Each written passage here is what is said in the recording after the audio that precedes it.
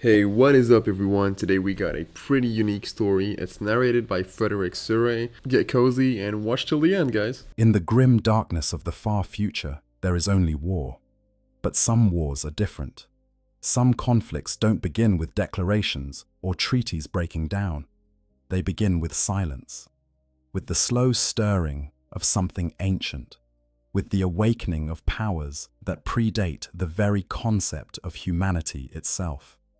Picture, if you will, a mining colony on the edge of imperial space. The workers go about their daily routines, drilling deeper into the planet's crust, extracting precious minerals that will fuel the Imperium's endless war machine. The overseer checks his chronometer and notes another successful shift. Above, in the pale light of an alien sun, cargo haulers prepare for their journey to the system's agri-worlds. Everything is routine. Everything is as it should be. Then, one drill bit, no different from the thousands that had come before it, pierces through something that shouldn't be there, an empty space, a void where solid rock should exist. The drilling teams exchange glances, curiosity mixing with the faint unease that comes from finding the unexpected, in places where humanity has claimed dominion for generations. They lower their equipment, their lights piercing the darkness below, and what they illuminate changes everything. Structures. Not human structures. Not the rough-hewn tunnels of previous mining operations or the remains of ancient geological formations. No, these are different. Geometric patterns that hurt the eye to follow. Walls of a metal that seems to drink in the light rather than reflect it. Corridors that extend into impossible distances, their surfaces unmarked by time or wear. Or the architecture speaks of intelligence, of purpose, of an age so vast that human history might as well be the blink of an eye. The workers don't understand what they've found. How could they? The Imperium's records are vast, but fragmented. A knowledge of the galaxy's true history is scattered across 1,000,000 worlds, locked away in libraries that few can access, and fewer still can comprehend. They report their findings to the planetary governor. Tech priests are summoned, their augmented eyes gleaming with barely contained excitement at the prospect of recovering archaeotech from a civilization lost to time. They descend into the depths, servo skulls buzzing around them, recording devices humming. They take samples. They pry loose artifacts of unknown purpose. They document and catalogue and congratulate themselves on their discovery. And all the while, deep beneath them, in chambers they haven't yet reached, something begins to wake. It starts with the smallest shifts. Power cells that have lain dormant for 60 million years begin to charge. Systems so advanced that even the Adeptus Mechanicus would struggle to comprehend their basic functions flicker to life. Maintenance protocols activate. The vast sleeping consciousness of the Tomb World's master control program stirs from its dreamless vigil and begins the calculations it was programmed to execute eons ago. The planet has been disturbed. The sanctity of the Great Tomb has been violated. The intruders must be dealt with. Scarabs emerge first. Tiny constructs of living metal, each no larger than a human hand, but programmed with a single-minded purpose.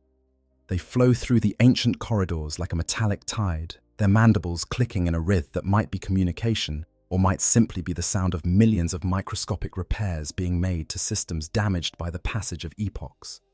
They breach the surface not through the mining excavation, but through passages of their own, tunnels that have waited beneath human settlements for millennia, ready to be opened when needed. The first deaths are quiet.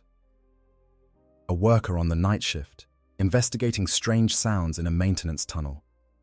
His screams echo briefly through the Vox network before cutting to static. His colleagues find only his equipment, scored with marks that look like they were made by acid, though no chemical could work with such precision. They report it as an accident, a tragic malfunction of industrial equipment. The colony's small security force files it away and moves on to more pressing concerns. But the disappearances continue. Another worker, then 3 more. Then an entire survey team, 20 souls, vanishing into the tunnels and leaving nothing behind but the faint scent of ozone and something else, something that makes the air taste of metal and ancient dust. The governor declares a state of emergency. The mining operations are suspended. Soldiers are sent into the depths with laser guns and flak armor, brave men and women who have no idea what they're walking toward. The first phalanx of Necron warriors activates 3 days later. They rise in perfect silence, their metallic bodies reforming from the stasis fields that have preserved them for longer than human civilization has existed. Green light flares in eye sockets that have been dark for 60 million years. Gauss flares, weapons of such terrible power that they can strip the very atoms from their targets, hum with barely contained energy. And then, in perfect synchronization, as one being, despite being thousands of individual forms, they begin to march. The Imperial Guard detachment sent to investigate the disturbances doesn't stand a chance. The Necrons advance through a storm of las fire, their self-repair systems mending damage almost as quickly as it's inflicted. When the soldiers finally break and run, the Gauss weapons speak for the first time in an age, and men and women simply cease to exist, their molecular bonds severed as the terrible energy washes over them. Armor and flesh alike dissolve into component atoms, leaving nothing but faint traces of dust that settle slowly in the underground's still air. The colony's astropath manages to send one desperate message before the tomb world's disruption field engulfs the planet. 3 words, repeated over and over, that will echo through Imperial records for years to come. Unknown, mechanical, Xenos. By the time reinforcements arrive, the colony is gone. Every human on the planet, over 100,000 souls, has vanished.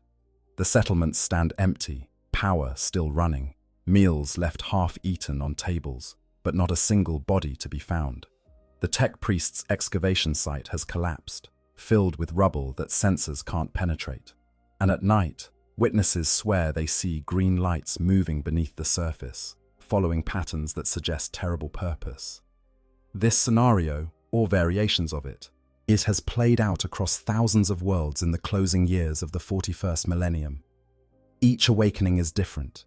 Each tomb world responds to disturbance in its own way, guided by damage sustained during the Great Sleep, the personality of its master should one still survive, or the cold logic of automated systems doing what they were programmed to do eons ago. But the result is always the same. Humanity, the younger races, all those who have claimed the galaxy as their own, are discovering that they are squatters in a domain that has never truly been abandoned. They are learning that the rightful rulers of the stars, those who conquered a galaxy when Earth was still a ball of cooling rock, are returning.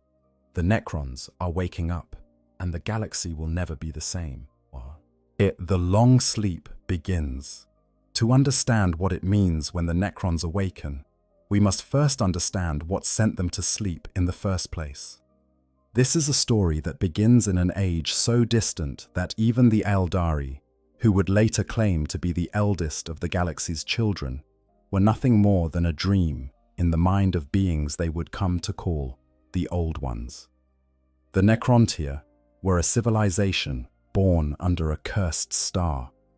Their homeworld orbited a sun that bathed them in radiation so intense that generations lived and died in mere decades.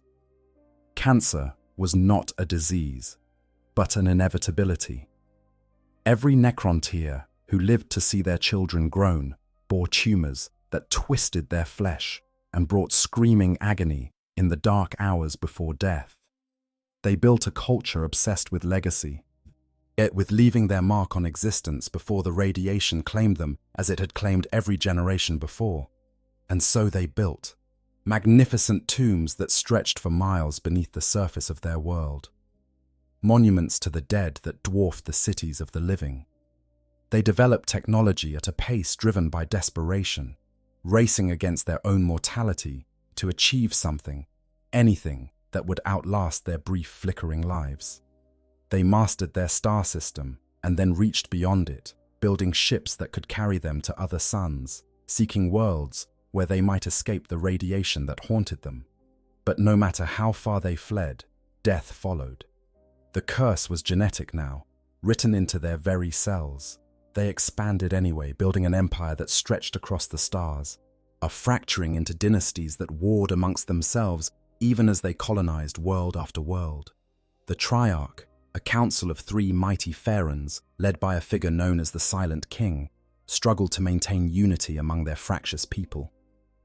Wars of secession erupted with tragic regularity, entire dynasties rising in rebellion only to be crushed or to splinter further, creating a cycle of conflict that seemed as eternal as the Necrontyrs' suffering. Then they encountered the Old Ones, and everything changed. The Old Ones were everything the Necrontyr were not. Ancient beyond measure, masters of the warp and the webway, and worst of all, essentially immortal. They had evolved on their own worlds in an age before the Necrontyr's sun had even formed, and they had spread their influence across the galaxy with the casual ease of beings who had all the time in the universe. When the Necrontyr came to them, desperate and dying, begging for the secrets of immortality, the Old Ones refused. Perhaps they saw the darkness in Necrontyr hearts, the bitterness and rage that comes from a civilization that has known nothing but suffering. Perhaps they simply didn't care about the plight of what they considered a lesser species. Whatever their reasoning, the refusal would doom the galaxy to a war that would literally reshape reality itself. The war in heaven began as a conflict between the Necrontyr and the Old Ones, and at first, it went poorly for the younger race. The Old Ones had mastery of the webway, allowing them to strike anywhere and retreat before the Necrontyr could respond effectively. Yes, they wielded psychic powers that the Necrontyr, soulless and bitter, could neither comprehend nor counter. Time and again, Necrontyr fleets were destroyed. Entire dynasties were wiped out. The empire that had taken millennia to build crumbled under the assault of beings who had been ancient when the Necrontyr's ancestors first looked up at the stars. The Necrontyr were losing, and they knew it. Desperation breeds terrible decisions, and in their darkest hour, the Necrontyr turned to powers they should never have contacted. The Satan, creatures of living energy that fed on the radiance of stars, had existed since the formation of the galaxy itself. They were forces of nature, given something approaching consciousness, beings of such power and alien thought that the very concept of mortality was meaningless to them. The Necrontyr's greatest scientists found a way to give these entities physical form, forging bodies of living metal, necrodermis, that could contain their vast energies. The Satan took these forms and discovered something they had never known before: focused awareness, hunger that went beyond the simple absorption of stellar radiation. And when one of these star gods, Mephitran the Deceiver, came before the Silent King Sarek with an offer, everything changed forever. The Deceiver promised the Necrontyr exactly what they had always wanted: immortality, bodies that would never age, never sicken, never fail, freedom from the cancer and the pain and the brief, desperate lives that had defined their existence since the dawn of their civilization. All they had to do was trust the Satan. All they had to do was undergo biotransference. And Sarek, last of the Silent Kings, agreed. What choice did he have? His people were dying. The war was lost. The alternative was extinction, the final, complete failure of everything his civilization had ever built or dreamed. So he led his people into the bio-furnaces, vast machines constructed according to Satan designs, and he watched as the Necrontyr entered as living beings and emerged as something else entirely. The transformation was absolute. Organic matter was stripped away, replaced with living metal. Consciousness was digitized, transferred into mechanical forms that would never age or deteriorate. The Necrontyr became the Necrons, and they were glorious in their new immortality. They were also damned, for the biotransference did not simply transfer the Necrontyr into new bodies, it destroyed their souls. The vast majority of the population, the common people who made up the bulk of Necrontyr civilization, found themselves reduced to little more than automatons. Their personalities, their dreams, Everything that had made them individuals was burned away in the transfer, leaving only the most basic directives and the muscle memory of their former lives. They became Necron warriors, endless legions of the same basic template, thinking only what they needed to think to follow orders and wage war. The nobles fared better, retaining more of their consciousness and personality, but even they had lost something fundamental. Emotions were muted, filtered through mechanical systems that couldn't truly feel. Memories began to fade, the organic connections that formed the basis of identity slowly degrading as eons passed. And there was something else missing too, something that the Necrons couldn't quite name, but could feel the absence of, like a hole in their center. They had traded their mortality for eternal existence, and in doing so, had lost the very thing that made existence meaningful. But they were powerful. Oh, they were powerful beyond imagining. With the Satan at their side, and bodies that could withstand damage that would have annihilated their former flesh, the Necrons turned the tide of the war in heaven. They pushed back the old ones. They conquered world after world. They shattered the webway in places, creating wounds in reality that would never fully heal. The war raged for millennia, and slowly, inexorably, the Necrons won. The old ones fell. Their civilization crumbled.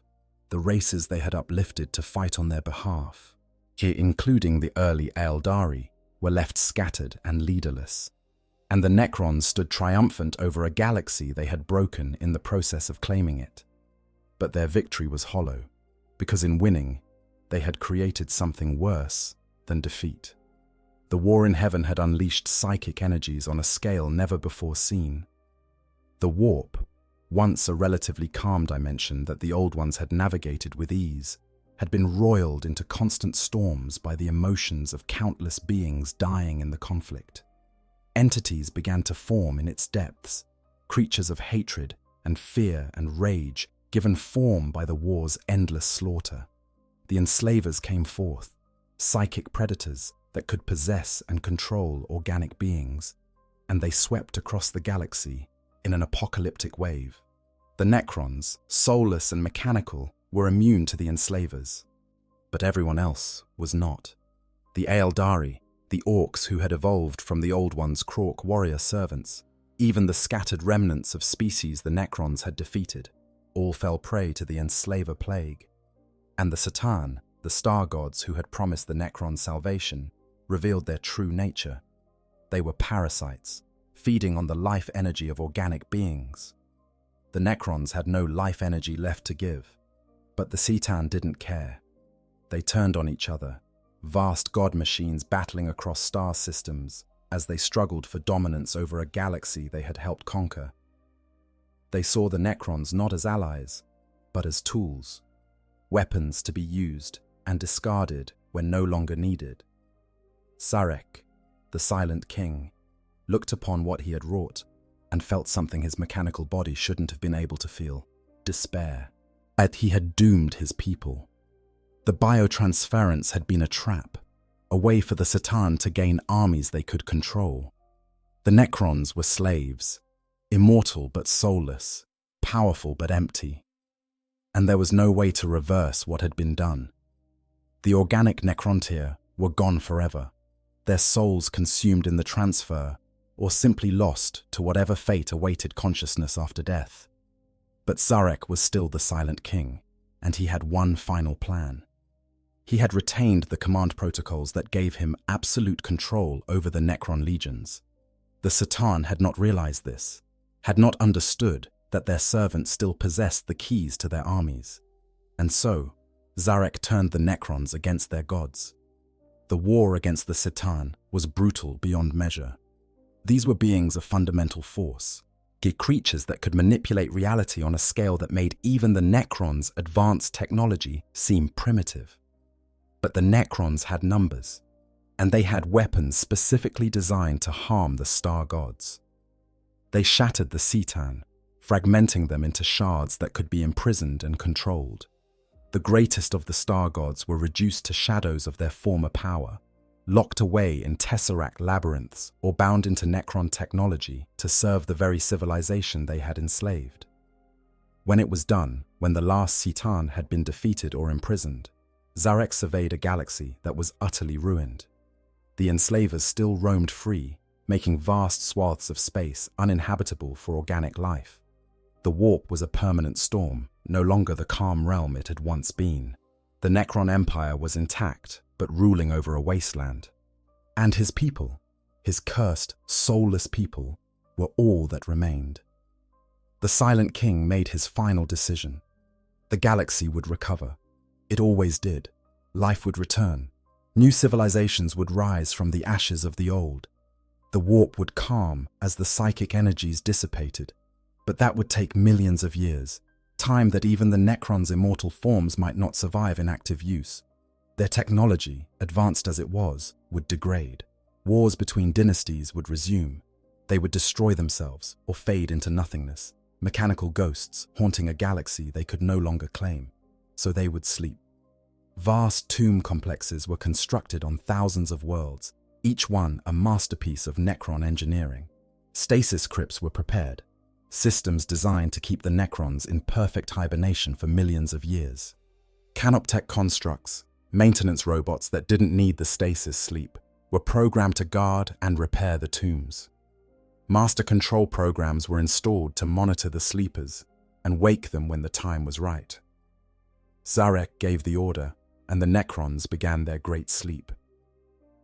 Dynasty after dynasty entered their tombs and activated their stasis fields. The galaxy's greatest empire simply vanished, leaving behind only their empty monuments and the slowly fading echoes of the war that had nearly destroyed reality itself. And Zarek, racked with guilt over what he had done to his people, performed one final act. He severed the command protocols that gave him control over the Necrons, freeing them to make their own choices when they eventually awoke. Then he took his personal fleet and left the galaxy entirely, he exiling himself into the void between galaxies as penance for the damnation he had brought upon his civilization. 60 million years of silence began. The galaxy moved on, forgetting the Necrons entirely. The Eldari rose to dominance. Humanity evolved from primitive apes to a species that would eventually claim the stars. Entire civilizations came and went, never knowing that beneath their feet, on thousands of worlds, the ancient masters of the galaxy waited in their tombs. But nothing sleeps forever, not even the Necrons. 60 million years of silence. The concept of 60 million years defies human comprehension. When the Necrons entered their great sleep, the Earth was a world dominated by dinosaurs. By the time they began to wake, those dinosaurs had been extinct for 60 million years, while humanity had risen and built a galaxy-spanning Imperium, and the universe itself had changed in ways both subtle and profound. During this vast expanse of time, the sleeping Necrons experienced nothing. No dreams troubled their rest. No thoughts disturbed their consciousness. They simply ceased to exist in any meaningful sense, their minds stored in crystal matrices that preserved their neural patterns in perfect stasis. For them, the moment they closed their eyes in the final days of the war in heaven, and the moment they began to wake in the late 41st millennium, were separated by nothing but the briefest instant. No time passed for them. The universe aged around them while they remained frozen in that final second of consciousness before sleep. But while the Necrons slept, the galaxy did not remain unchanged, and nor did the tomb worlds themselves rest peacefully. 60 million years is more than enough time for catastrophe to strike, for systems to fail, for the unexpected to occur.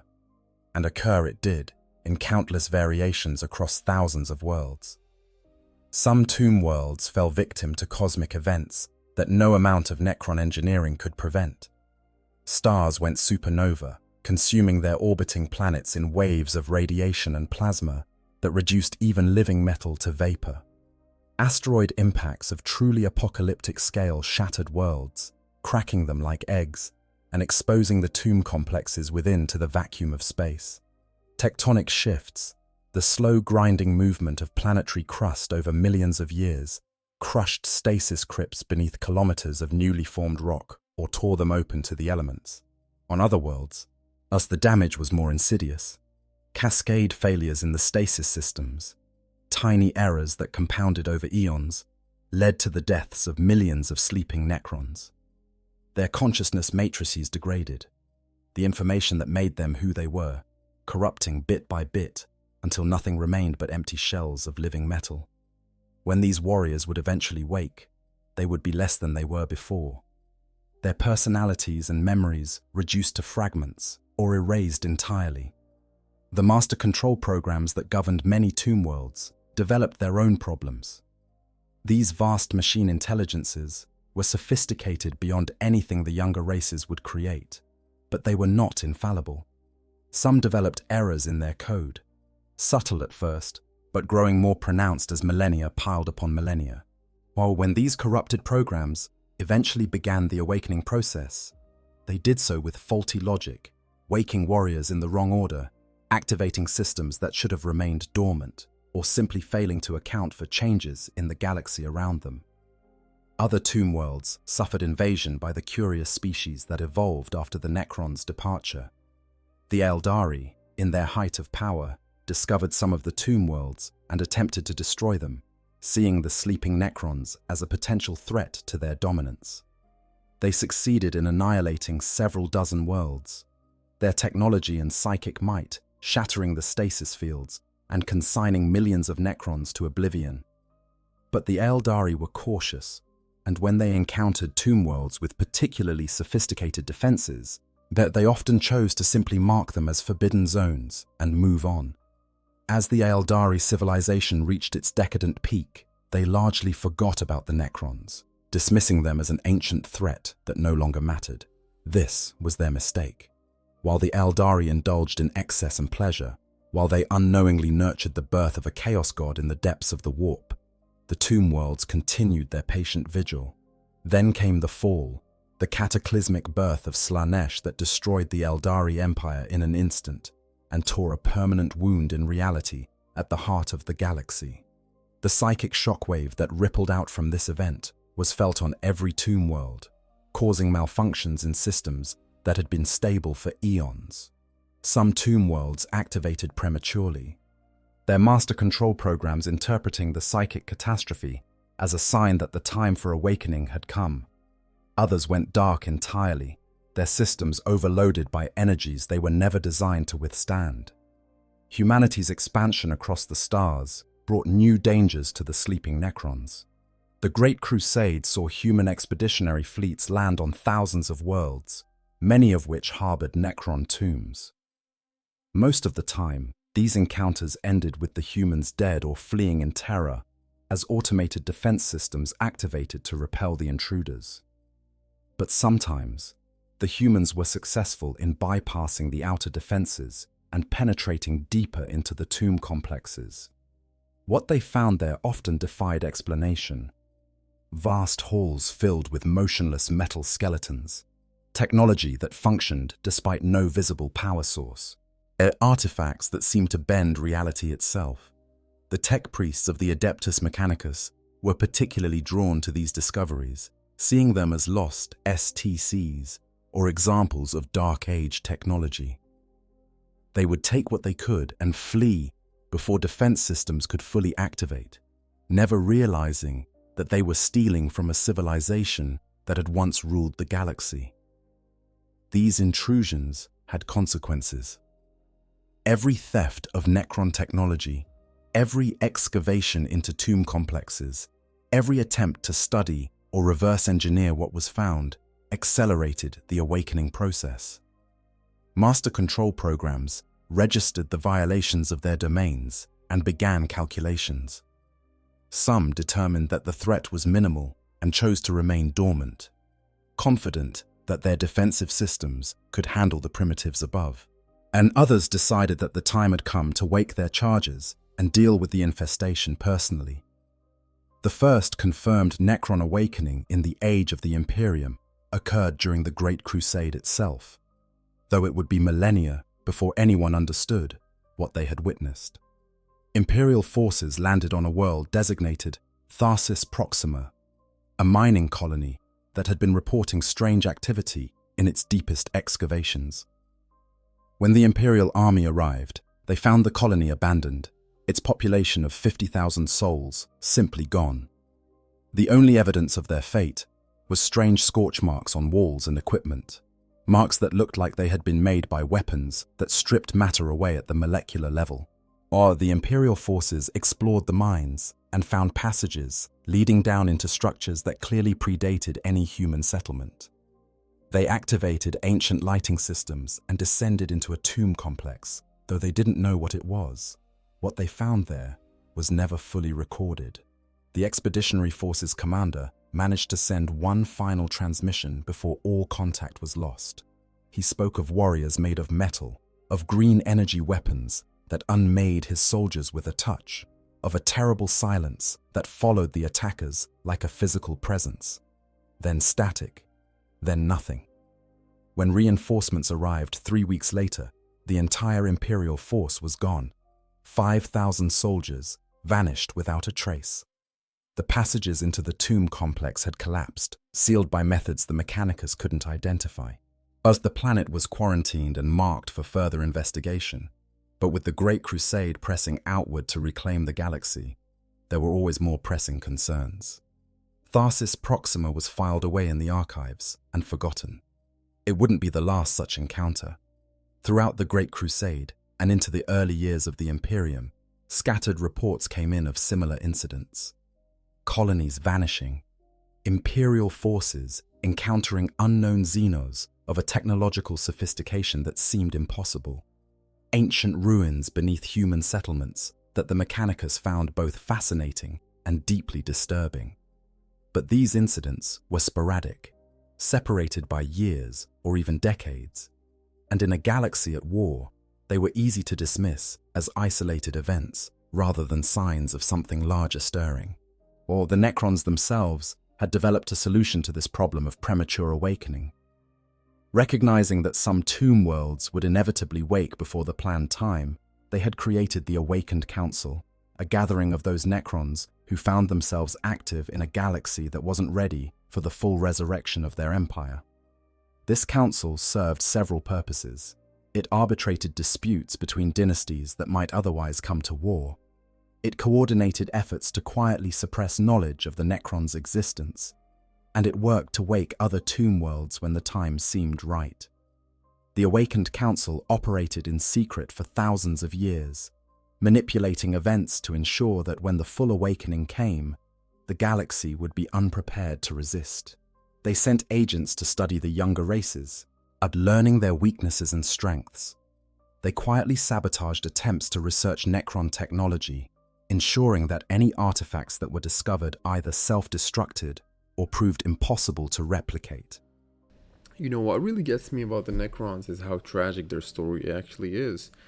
I mean, think about it. They were so desperate to escape death that they traded away literally everything that made life worth living in the first place. And now they're stuck in these metal bodies for millions of years, watching the galaxy move on without them. Seeing all these younger races living the organic lives they can never have again.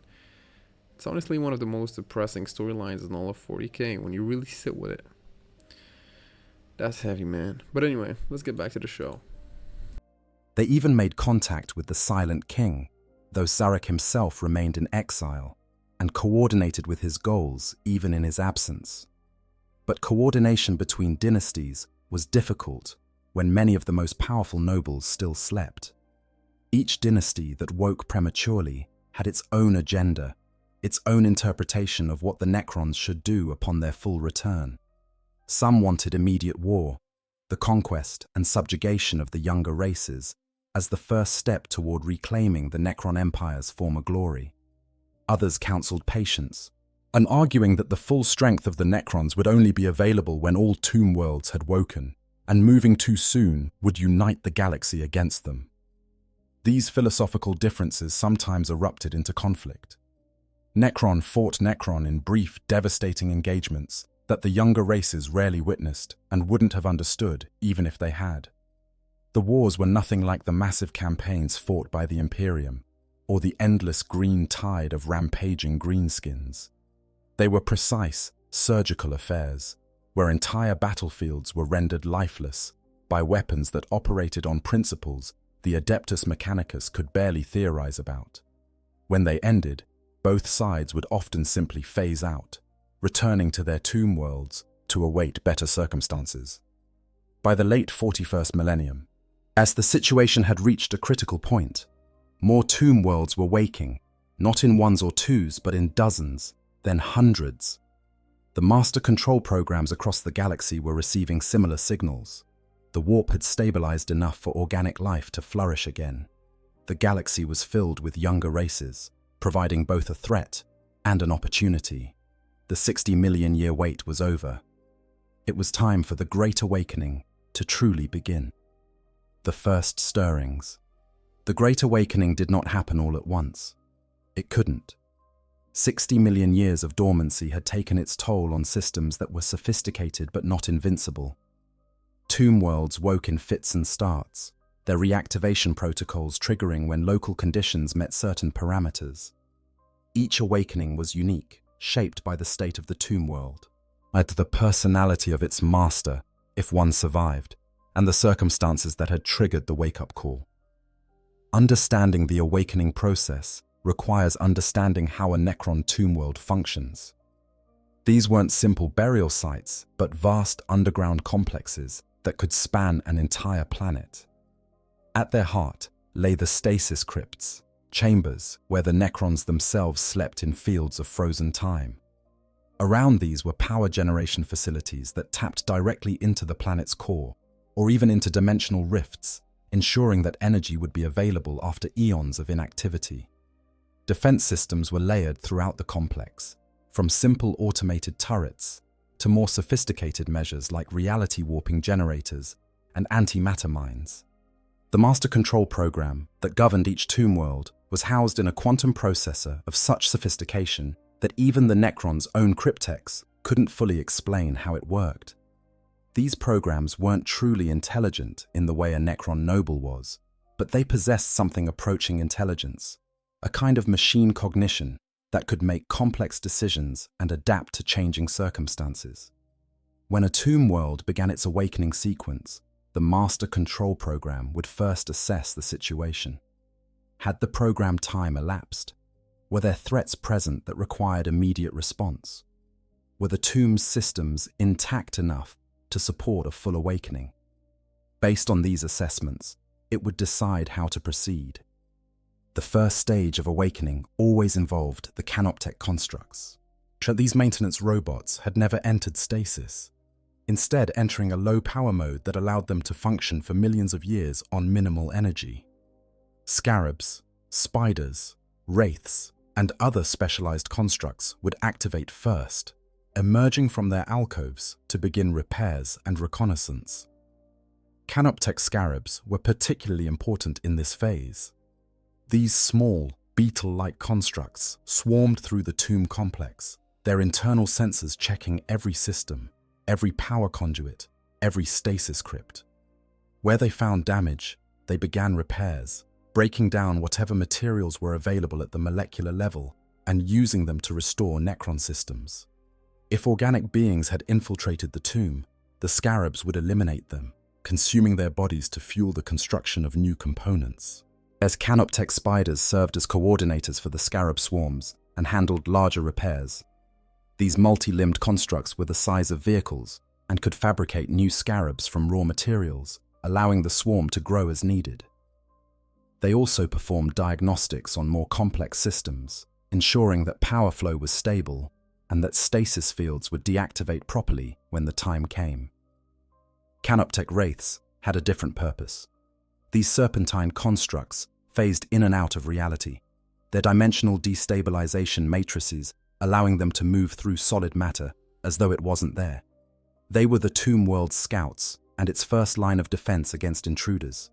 When a threat was detected, wraiths would be dispatched to investigate and, if necessary, eliminate it with devastating efficiency. But this canoptech phase could last anywhere from days to years, depending on how much repair was needed.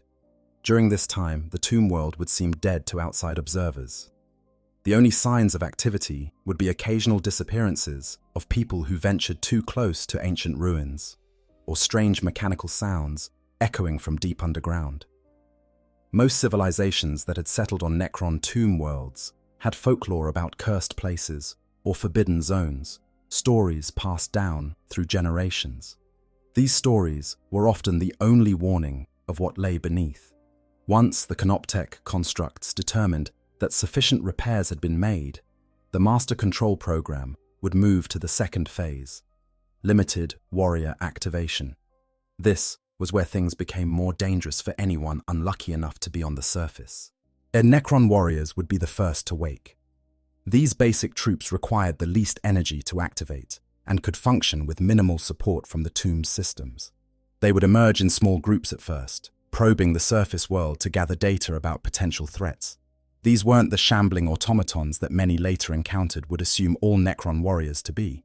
The ones activated first were often the least damaged, retaining enough of their consciousness to carry out complex reconnaissance missions. These early patrols served multiple purposes. They identified population centers that would need to be dealt with. They located power sources that could be harvested to speed up the awakening process. They assessed the military capabilities of whoever currently inhabited the planet. And they sent all this information back to the Master Control Program, which would use it to refine its awakening strategy. During this phase, the existence of the Necrons often became impossible to hide. Sightings of metallic skeletons moving through the night would spread. Settlements on the outskirts of inhabited areas would go silent, their populations vanishing or found dead with wounds that no known weapon could inflict. Planetary governors would usually respond by sending military forces to investigate, and these forces would encounter their first real taste of Necron warfare. The battles were brief and brutal. A squad of Necron warriors, even just 10 or 20 of them, could devastate military formations that outnumbered them 100 to 1. Their Gauss weapons stripped flesh and armor alike, while reducing soldiers to clouds of atoms. When they took damage, their self-repair systems would heal it almost instantly, green energy flowing across breaches in their necrodermis as molecular bonds reformed. And if they were destroyed beyond the ability to self-repair, they would simply phase out, teleporting back to the tomb where they would be repaired and return to the battle. For the defenders, it was a nightmare. How do you fight an enemy that can't truly be killed? How do you stop warriors who feel no pain, no fear, who advance with mechanical precision through any amount of firepower? The answer, more often than not, was that you couldn't.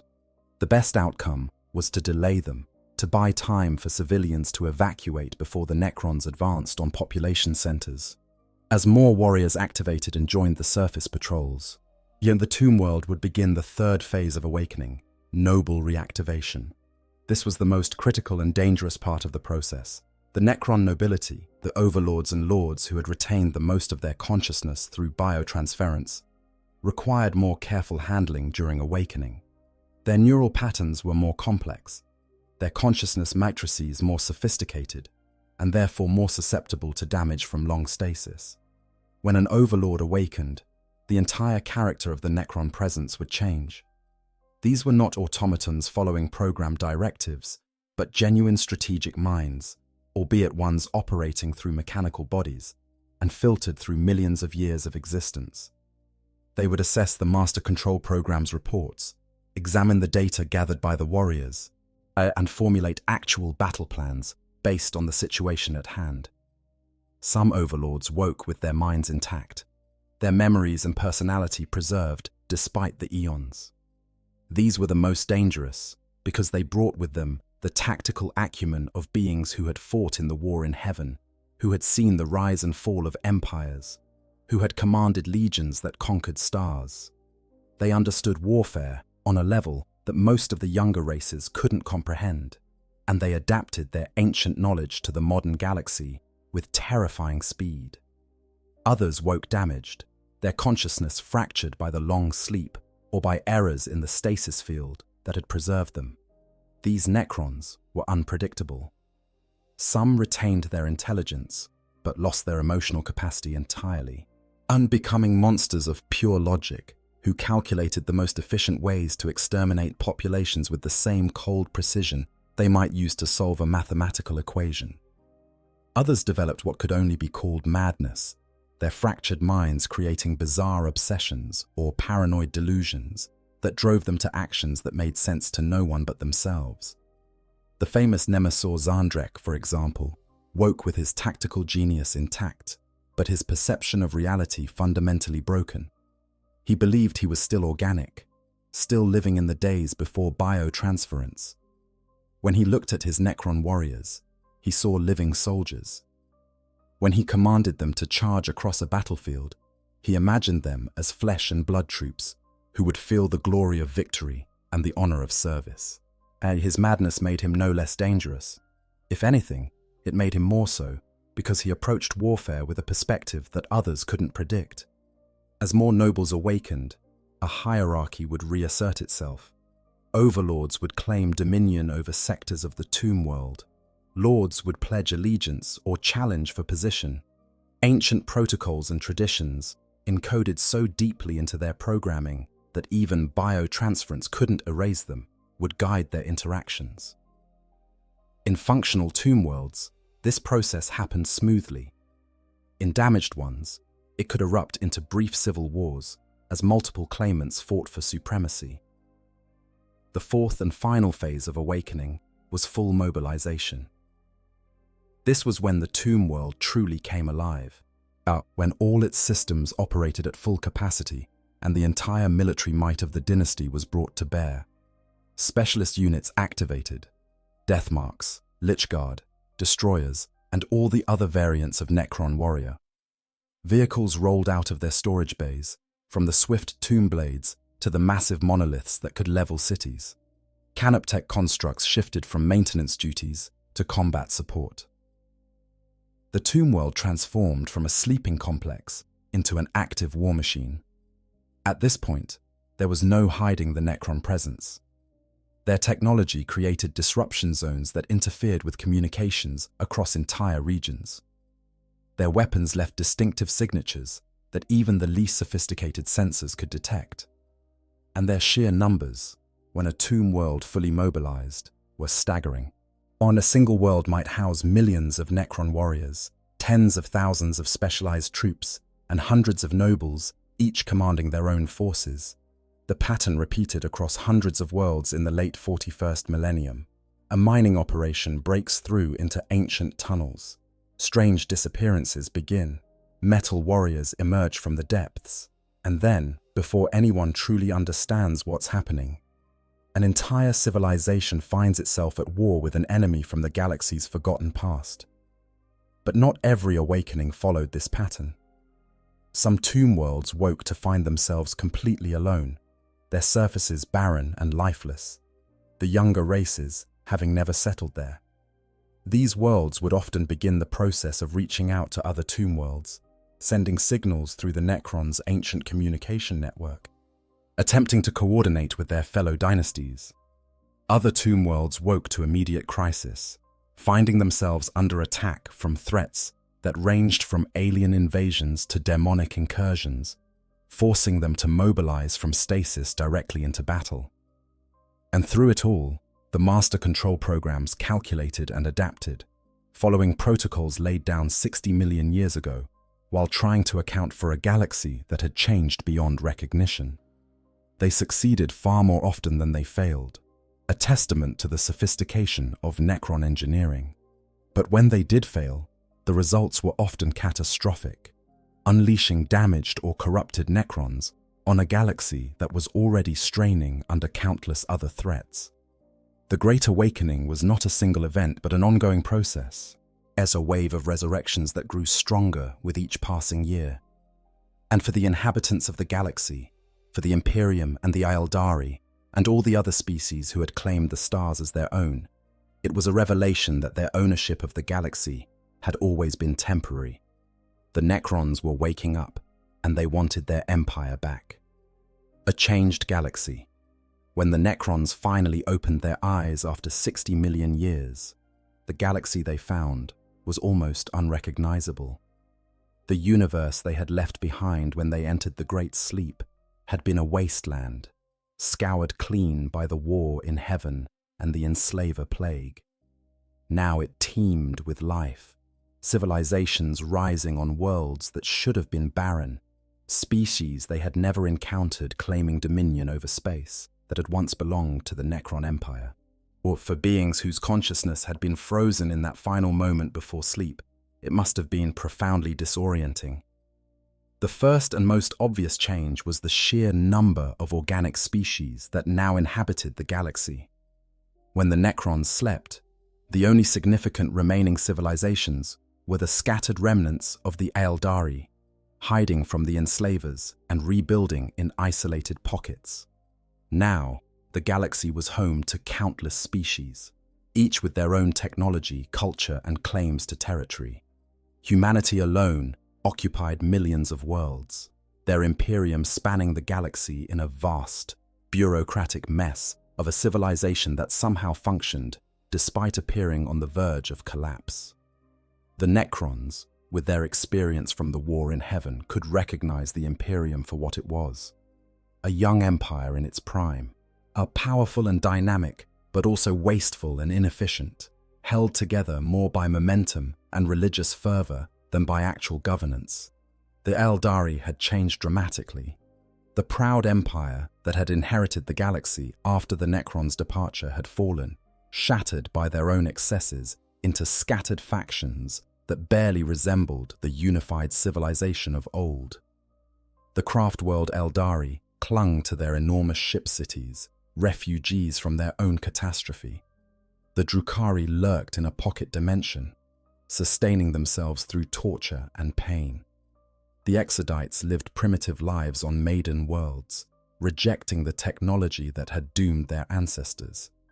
And the Harlequins danced between all the fragments, keeping alive the memory of what the Aeldari had been, the Greenskins. Those orcs who had devolved from the Old One's Krork warrior servants were everywhere. They infested the galaxy like a plague, their brutal and cunning nature making them a constant threat despite their apparent primitiveness.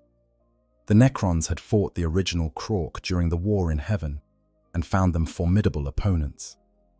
These degraded descendants were less sophisticated, but no less dangerous in aggregate, their sheer numbers and instinct for warfare making them a force that could threaten even the most advanced civilizations. And there were newcomers, species the Necrons had never encountered before. The Tau, young and naive, building their little empire with ideals of the greater good, not yet understanding how cruel the galaxy truly was. The Tyranids, arriving from outside the galaxy, a threat so alien that even the Necrons found them disturbing. Countless minor Xeno species scattered across the stars, each one a squatter on worlds that had once paid tribute to Necron dynasties. But the physical presence of these species wasn't the most disturbing change. It was how they had built their civilizations on top of Necron ruins, without even realizing it. Human hive cities sprawled across tomb worlds, billions of souls living their entire lives above sleeping legions of metal warriors. Aeldari craft worlds drifted past star systems that had once been major Necron strongholds, the elegant aliens never noticing the ancient power sources still humming beneath abandoned worlds. Orc hordes fought their wars across battlefields that had been shaped by conflicts millions of years before their primitive ancestors had evolved. The younger races had built their civilizations from the wreckage of the Necrons' empire, mining Necron technology without understanding what they were taking, incorporating fragments of ancient knowledge into their own cultures without realizing the source. The Imperium's most sacred archaeotech, those rare devices that worked on principles the Adeptus Mechanicus couldn't replicate, were often derived from Necron technology that had been found, reverse-engineered poorly, and then sanctified as holy relics. The irony would have been amusing if it wasn't so frustrating. The warp itself had changed dramatically. During the war in heaven, the Necrons had witnessed the warp beginning its corruption, seen the first hints of the entities that would eventually become the Chaos Gods. Now those entities were fully formed, powerful beyond measure, commanding legions of their own through mortal servants and demonic followers. The warp had become a weapon that the younger races wielded, with psychers channeling its energies despite the terrible risks. The Necrons, soulless and unable to touch the warp, found themselves facing an entire dimension of warfare they couldn't directly participate in. This was perhaps the most significant strategic change. During the War in Heaven, the Old Ones and their allies had wielded psychic power, but the warp itself had still been relatively stable. Now it was a roiling sea of madness, and psychers were common among many species. The Imperium's Adeptus Astra Telepathica, the Aeldari Farseers, the Orc Weirdboys, even the foul sorcerers who served chaos. All of them could bring powers to bear that the Necrons couldn't directly counter with their own abilities. The Necrons had to adapt, and adapt they did. They developed pylons and other null-field technology that could suppress the warp locally, creating zones where psychic powers failed and demons couldn't manifest. They deployed weapons that could destroy even demonic entities permanently, trapping them in tesseract labyrinths or simply disintegrating them with focused energy. But it was a defensive adaptation, working around a weakness rather than eliminating it entirely. Another significant change was the state of the galaxy's physical structure. The Great Rift, that massive wound in reality that had bisected the galaxy, was something entirely new.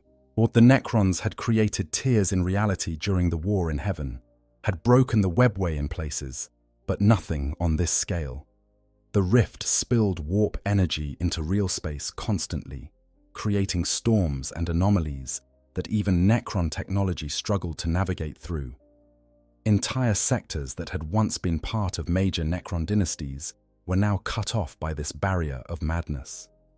For a civilization that valued order and precision, the Great Rift was a personal affront.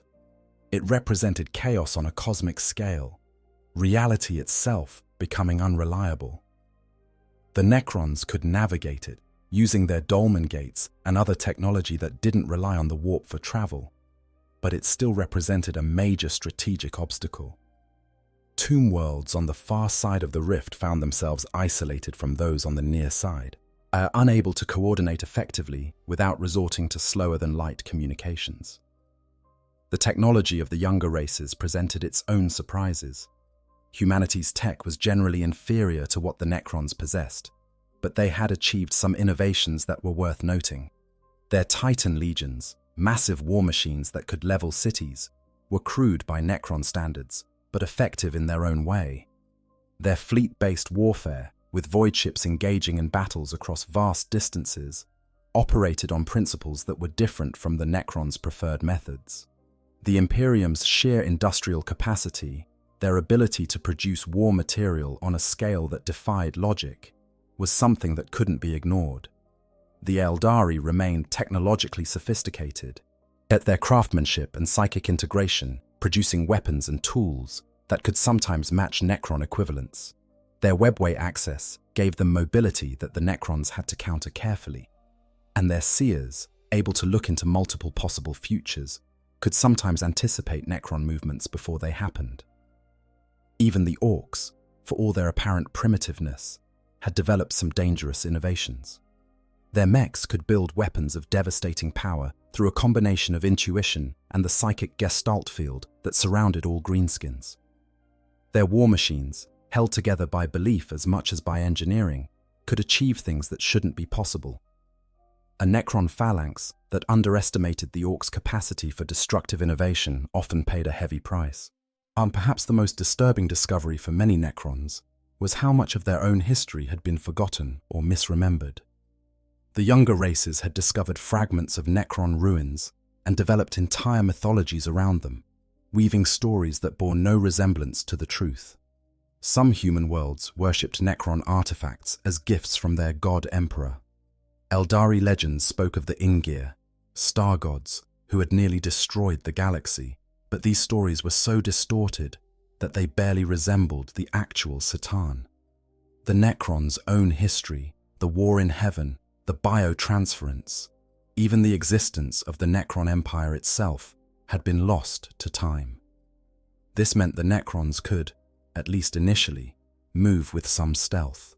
When they first emerged from their tombs, the younger races often didn't recognize what they were facing, Reports would describe unknown xenos, mechanical beings of uncertain origin, strange artifacts with inexplicable properties. This gave the Necrons time to assess situations and plan responses before their enemies understood the true nature of the threat. But this advantage was temporary. As more tomb worlds awakened and more encounters occurred, the patterns became clear. The Imperium's Inquisition began to piece together information about these ancient xenos. The Aeldari Farseers looked into the past and saw echoes of the war in heaven, recognizing the Necrons for what they were. The galaxy's various species started to understand that they were facing not a new threat, but an old one, a power that had existed long before any of them, and that had legitimate, from their perspective, claims to the territory they now occupied. Well, for the Necrons, this changing understanding created its own challenges. How do you reclaim an empire when the current inhabitants don't recognize your authority? How do you restore order when the very concept of Necron dominance has been forgotten? Some dynasties chose overwhelming force, simply exterminating or enslaving any resistance. Others tried more sophisticated approaches, manipulating the younger races into conflicts that would weaken them, playing the long game that their immortal existence allowed. And always, in the background, was the question of whether the galaxy even could be reclaimed. The Necrons were powerful, perhaps the most technologically advanced civilization in the current galaxy, but they were also limited. They couldn't breed, couldn't increase their numbers, except by reactivating more tomb worlds. Every Necron destroyed was a permanent loss unless they could be recovered and repaired. The younger races, for all their primitive technology, could replace their losses. They bred new soldiers, built new ships, expanded their populations at rates that the Necrons couldn't match. This fundamental difference in strategic position forced the Necrons to fight differently than they had during the war in heaven. Then, they had been able to throw their full strength at any problem, secure in the knowledge that their Citan masters and their vast industrial base could replace losses. Now, every engagement had to be calculated more carefully. Was the objective worth the potential casualties? Could victory be achieved through subterfuge or terror rather than direct combat? Were there ways to turn the younger races against each other, letting them destroy each other while the Necrons rebuilt their strength? The galaxy the Necrons woke to was not the one they had left behind. It was stranger, more chaotic, filled with threats both familiar and novel. But it was also, in many ways, weaker than the galaxy of old. The old ones were gone. The Citan were shattered and imprisoned. The greatest powers of the ancient age had fallen, leaving behind a universe that, for all its complexity, was ultimately primitive compared to what had come before. The Necrons were waking up into a galaxy that they could, theoretically, conquer. Whether they actually would, whether they could overcome their internal divisions and the challenges posed by billions of years of change, remained to be seen. But one thing was certain: the younger race's age of dominance was coming to an end, whilst the ancient rulers of the galaxy were stirring, and they were not pleased with what they found. Major conflicts begin. The awakening of the Necrons didn't announce itself with declarations of war or formal pronouncements. Instead, it manifested in countless small tragedies that slowly accumulated into a pattern of horror that the Imperium could no longer ignore. Mining colonies vanished overnight. Explorator fleets encountered ruins that defended themselves with technology that shouldn't exist. Entire star systems went dark, their distress calls abruptly cutting off mid-transmission. At first, each incident was treated as isolated, explained away as pirate raids or Xenos incursions of unknown origin. But eventually, the truth became impossible to deny. The fall of Damnos stands as one of the most documented examples of what happened when a tomb world fully awakened beneath an imperial colony. Damnos had been a relatively unremarkable mining world, settled during the Great Crusade and exploited for its mineral wealth for thousands of years. The population of over 100,000 souls lived in sprawling industrial complexes, their lives dedicated to extracting resources that fed the Imperium's endless hunger for raw materials. They had no idea that they were living on top of one of the galaxy's ancient graveyards. In 972 M41, the first signs of trouble began. Seismic activity increased dramatically across the planet, severe enough to damage several geothermic fusion stations that provided power to the mining operations. Then teams were sent to investigate and make repairs, and it was during these routine maintenance operations that workers discovered something that would doom them all. Passages leading deep beneath the surface, carved with mathematical precision into rock that should have been solid, leading to chambers filled with artifacts and technology of clearly alien origin. The Adeptus Mechanicus representatives on Damnos immediately claimed authority over the discovery, as was their right when ancient technology was uncovered. Tech priests descended into the ruins with their servo skulls and scanning equipment, cataloguing what they found with the reverent attention they gave to all potentially sacred machinery. They removed several artifacts for study, including crystalline devices that hummed with barely perceptible energy and strange mechanical components that defied their attempts at classification. They didn't realize they had just triggered a tomb world's defensive protocols. The first deaths were quiet, isolated incidents that could be explained as accidents. A worker disappeared in the deep mines. Another was found dead with wounds that the medici couldn't adequately explain. Equipment began to malfunction in ways that made no sense. Power systems shutting down for no reason. Structural supports failing despite being rated for far greater stress. The pattern was subtle at first, easy to miss among the normal hazards of industrial labor. Then the Canoptek scarabs emerged. These maintenance constructs, barely larger than a human hand, were poured out of hidden passages by the thousands. To the miners who first encountered them, they looked almost harmless, small, beetle-like machines that skittered across walls and ceilings. But when they attacked, swarming over anyone who ventured too close to the ancient ruins, they revealed their true nature. The scarabs could break down molecular bonds, essentially disassembling organic matter into its component atoms. Workers were found reduced to their bare skeletons, the scarabs having consumed everything else to fuel the repairs they were making to the tomb complex below. The planetary governor declared a state of emergency and suspended all mining operations in the affected regions.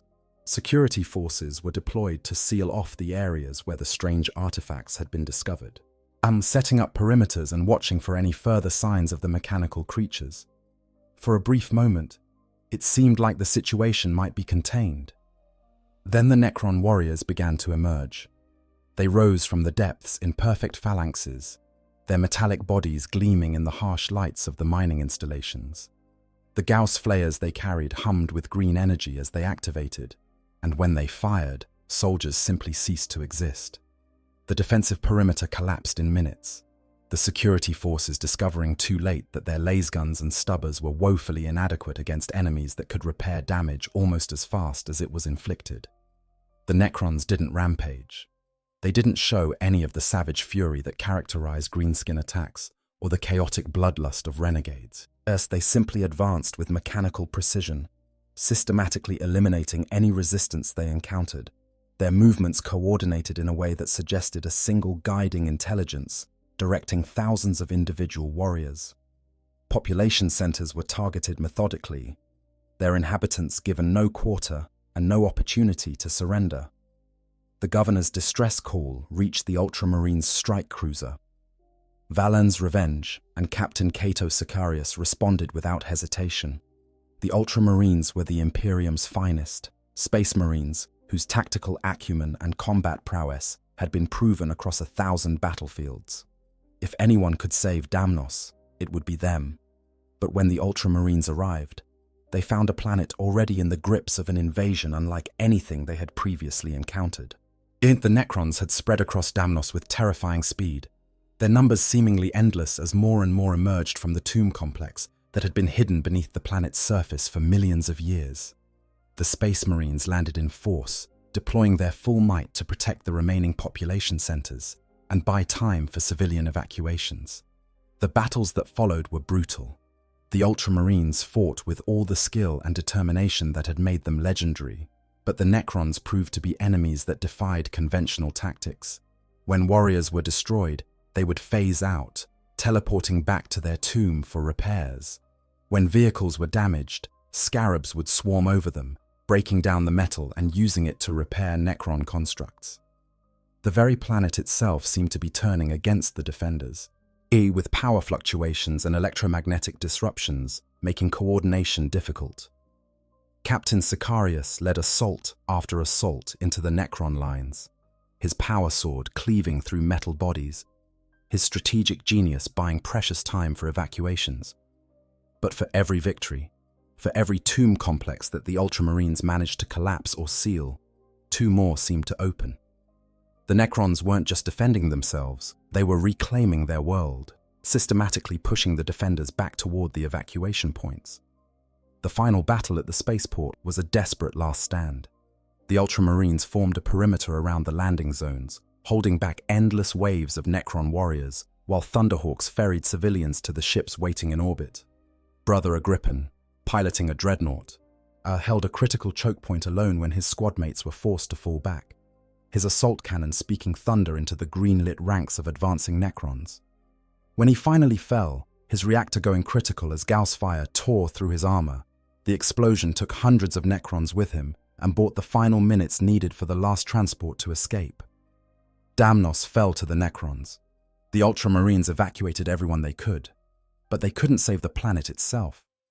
Sicarius's decision to retreat rankled him for years afterward, a rare defeat for a commander who had known little but victory. But strategically, it was the right choice. The alternative was the complete destruction of the Force, and that would have served no one. The Necrons had reclaimed their tomb world, and in doing so, they had announced their presence to the Imperium in a way that could not be ignored. The Orphean War represented a different kind of awakening, one that showed what happened when a Necron dynasty chose not just to reclaim their own worlds, but to actively expand their territory. The Maynarch dynasty, one of the more aggressive and damaged noble houses, had been studying the Imperium for years before they made their move. When they finally struck in 991 M41, it was with devastating precision. 4 Imperial worlds were exterminated in the first wave of attacks, their populations completely wiped out before anyone understood what was happening. The Necrons of the Maynarch dynasty employed sun-scorching technology, manipulating the gravity of the system's stars to create solar flares of apocalyptic intensity. Entire planets were flash-burned, everything on their day side incinerated in an instant. The few survivors on the night sides didn't last long as Necron forces landed to finish the job. The sector governor's response was predictably paranoid and self-serving. He ordered the majority of the sector's military forces to concentrate around the capital world of Amara, ostensibly to create an unbreakable strongpoint, but really to ensure his own protection. This left the outer worlds vulnerable, and the Maynarch dynasty exploited this weakness ruthlessly. Planet after planet fell as the Necrons advanced, their black fleet of crescent-shaped vessels appearing without warning and deploying overwhelming force. Then, inexplicably, the Necrons stopped. For months, there was no activity, no further attacks. The Imperium used this time to bring in reinforcements. The death cause of Krieg, 2 million soldiers famous for their stoic courage and willingness to die for the Emperor, deployed in force. The Minotaur's Space Marine chapter answered the call to arms, bringing their full strength to bear. Other chapters sent elements, and a massive naval armada assembled around Amara.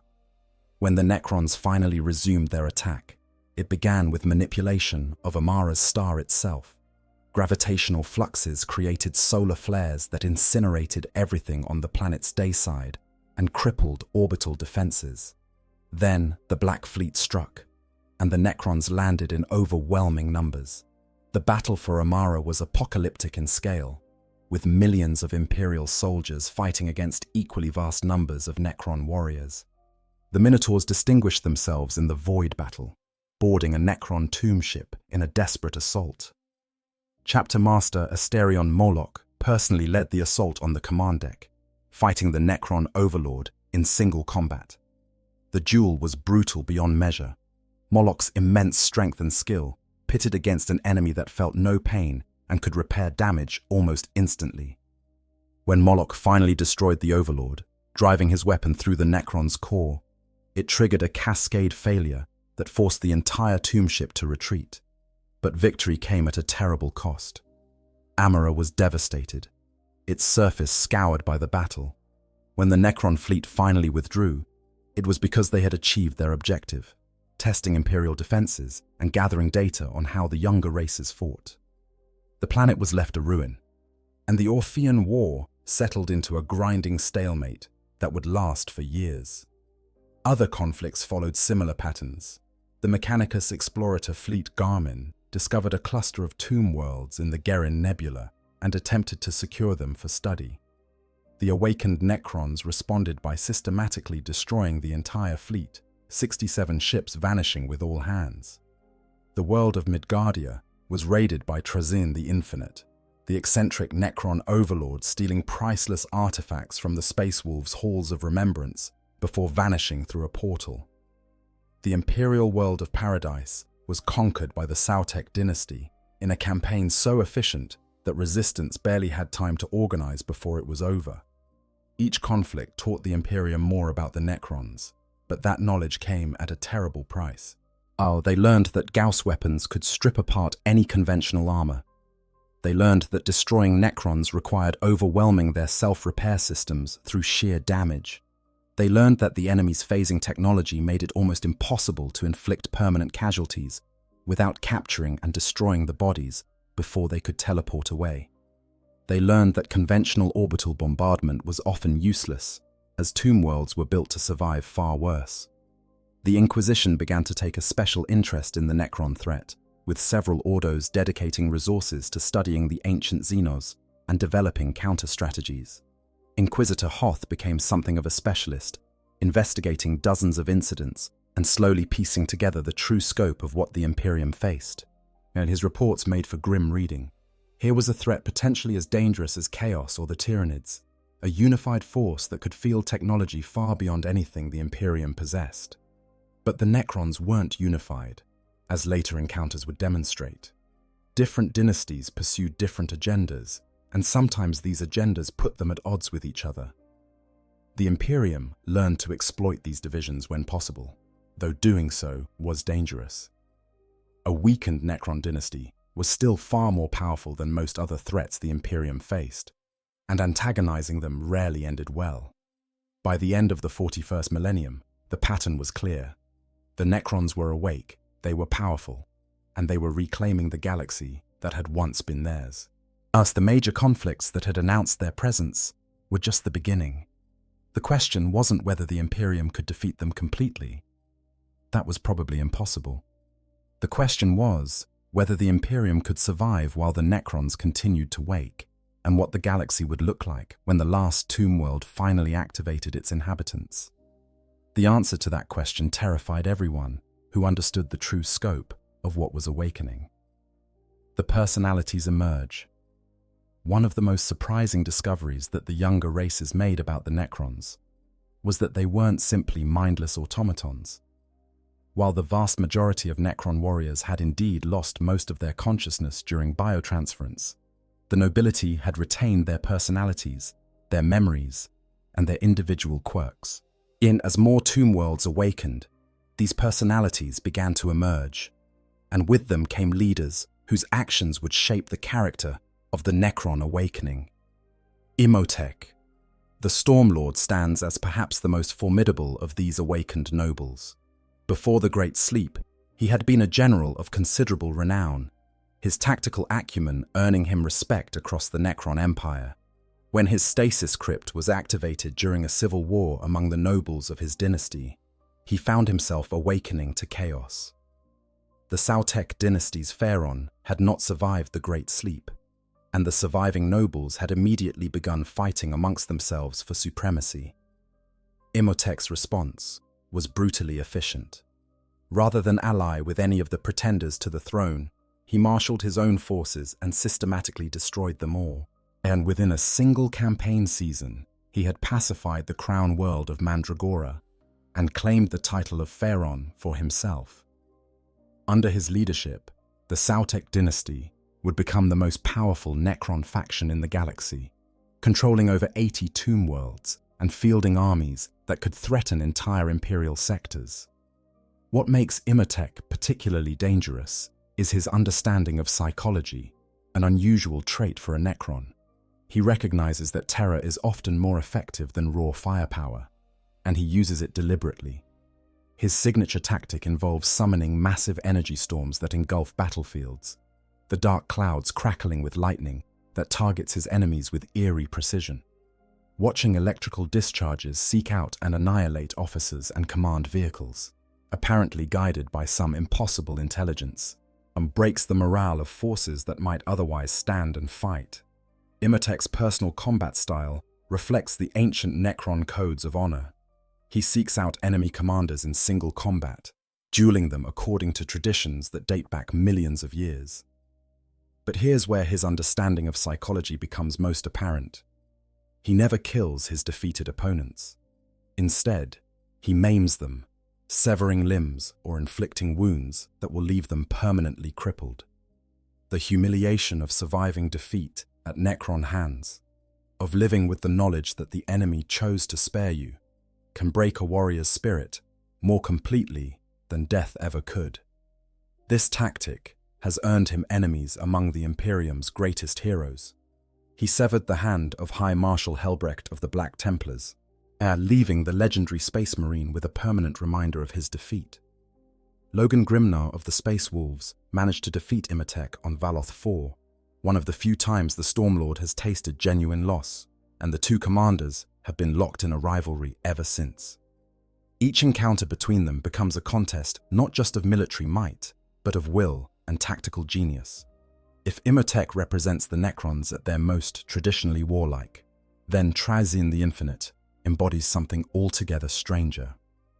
Trazyn had been a scribe and archivist before biotransference, and his transformation into an immortal machine has allowed him to pursue his passion across the ages, collecting. His tomb world of Solemnes is not a military bastion, but a vast museum, its galleries filled with artifacts, creatures, and even entire moments of time preserved in perfect stasis. Trazyn's obsession with collecting has led him to travel across the galaxy in ways that few other Necrons attempt. He doesn't particularly care about reconquering the old empire or restoring Necron glory. Instead, he wants to preserve history, to catalogue and maintain examples of everything significant that has ever happened. This might seem relatively benign compared to other Necrons' goals, but Trazyn's definition of significant is extremely broad, and his methods of acquisition are often violent. He has stolen from the halls of Space Marine chapters, taking priceless relics and artifacts without permission. He has invaded active battlefields to capture warriors in the midst of combat, adding them to his galleries while the fighting still raged around them. His collection includes everything from extinct Xeno species to what he claims are Primarchs from the Great Crusade, though whether these are the actual missing Primarchs or simply extremely convincing recreations remains a subject of intense speculation. What makes Trazyn particularly frustrating for his enemies is his use of surrogate bodies. The Trazyn that most people encounter isn't actually Trazyn himself, but one of his Lichguard or even lesser Necron lords whose consciousness has been temporarily overridden by Trazyn's own. This means that killing Trazyn in battle achieves nothing permanent. His consciousness simply transfers to another body, and he continues his work as though nothing had happened. The real Trazyn, safely ensconced in Solemnes' deepest vaults, has never been in genuine danger. Perhaps most remarkably, Trazyn has occasionally allied with the younger races when it serves his purposes. During the fall of Cadia, he activated portions of his collection to reinforce the defenders, deploying historical warriors from across the ages to fight against the forces of chaos. His reasoning was simple. If Cadia fell and chaos consumed the region, significant historical sites would be lost forever. Better to help defend them, even if it meant temporarily cooperating with humanity. Nemesor Zahandrek represents a different kind of Necron leader altogether. His tomb world of Gidrim had apparently suffered some catastrophic damage during the Great Sleep, and when Zahandrek awakened, his consciousness came back fundamentally altered. He believes he's still organic, still living in the days before biotransference. When he looks at his Necron warriors, his damaged mind interprets them as flesh and blood soldiers. He issues commands appropriate for organic troops, not realizing that his warriors feel no cold, no hunger, no fatigue. This delusion makes Zandrek simultaneously tragic and dangerous. He fights with honor, treating warfare as a noble pursuit and extending courtesy to his enemies that other Necrons would never consider. He has been known to return captured enemy officers after formal exchanges, to send warnings before attacks, to conduct warfare according to codes of conduct that modern militaries barely remember. His valet and bodyguard, Vargard Oberon, protects him constantly, well aware that his master's madness makes him vulnerable. But underneath the madness lies one of the most brilliant tactical minds in the galaxy. Zandrek's strategies are unpredictable precisely because he approaches them from a perspective that other Necrons can't replicate.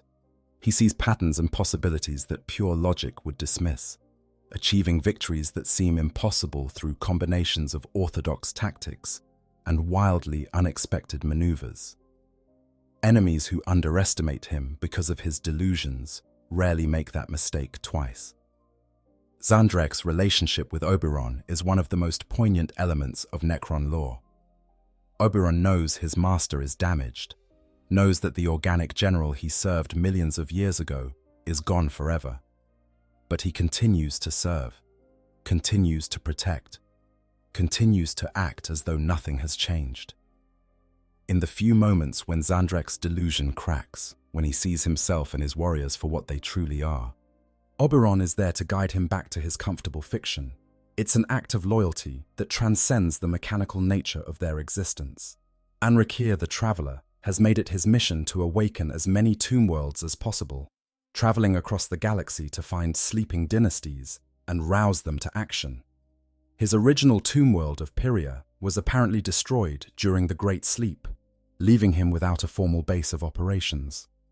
Rather than claim another world or pledge allegiance to an existing dynasty, Anrakir chose to become nomadic, leading his forces from one tomb world to another.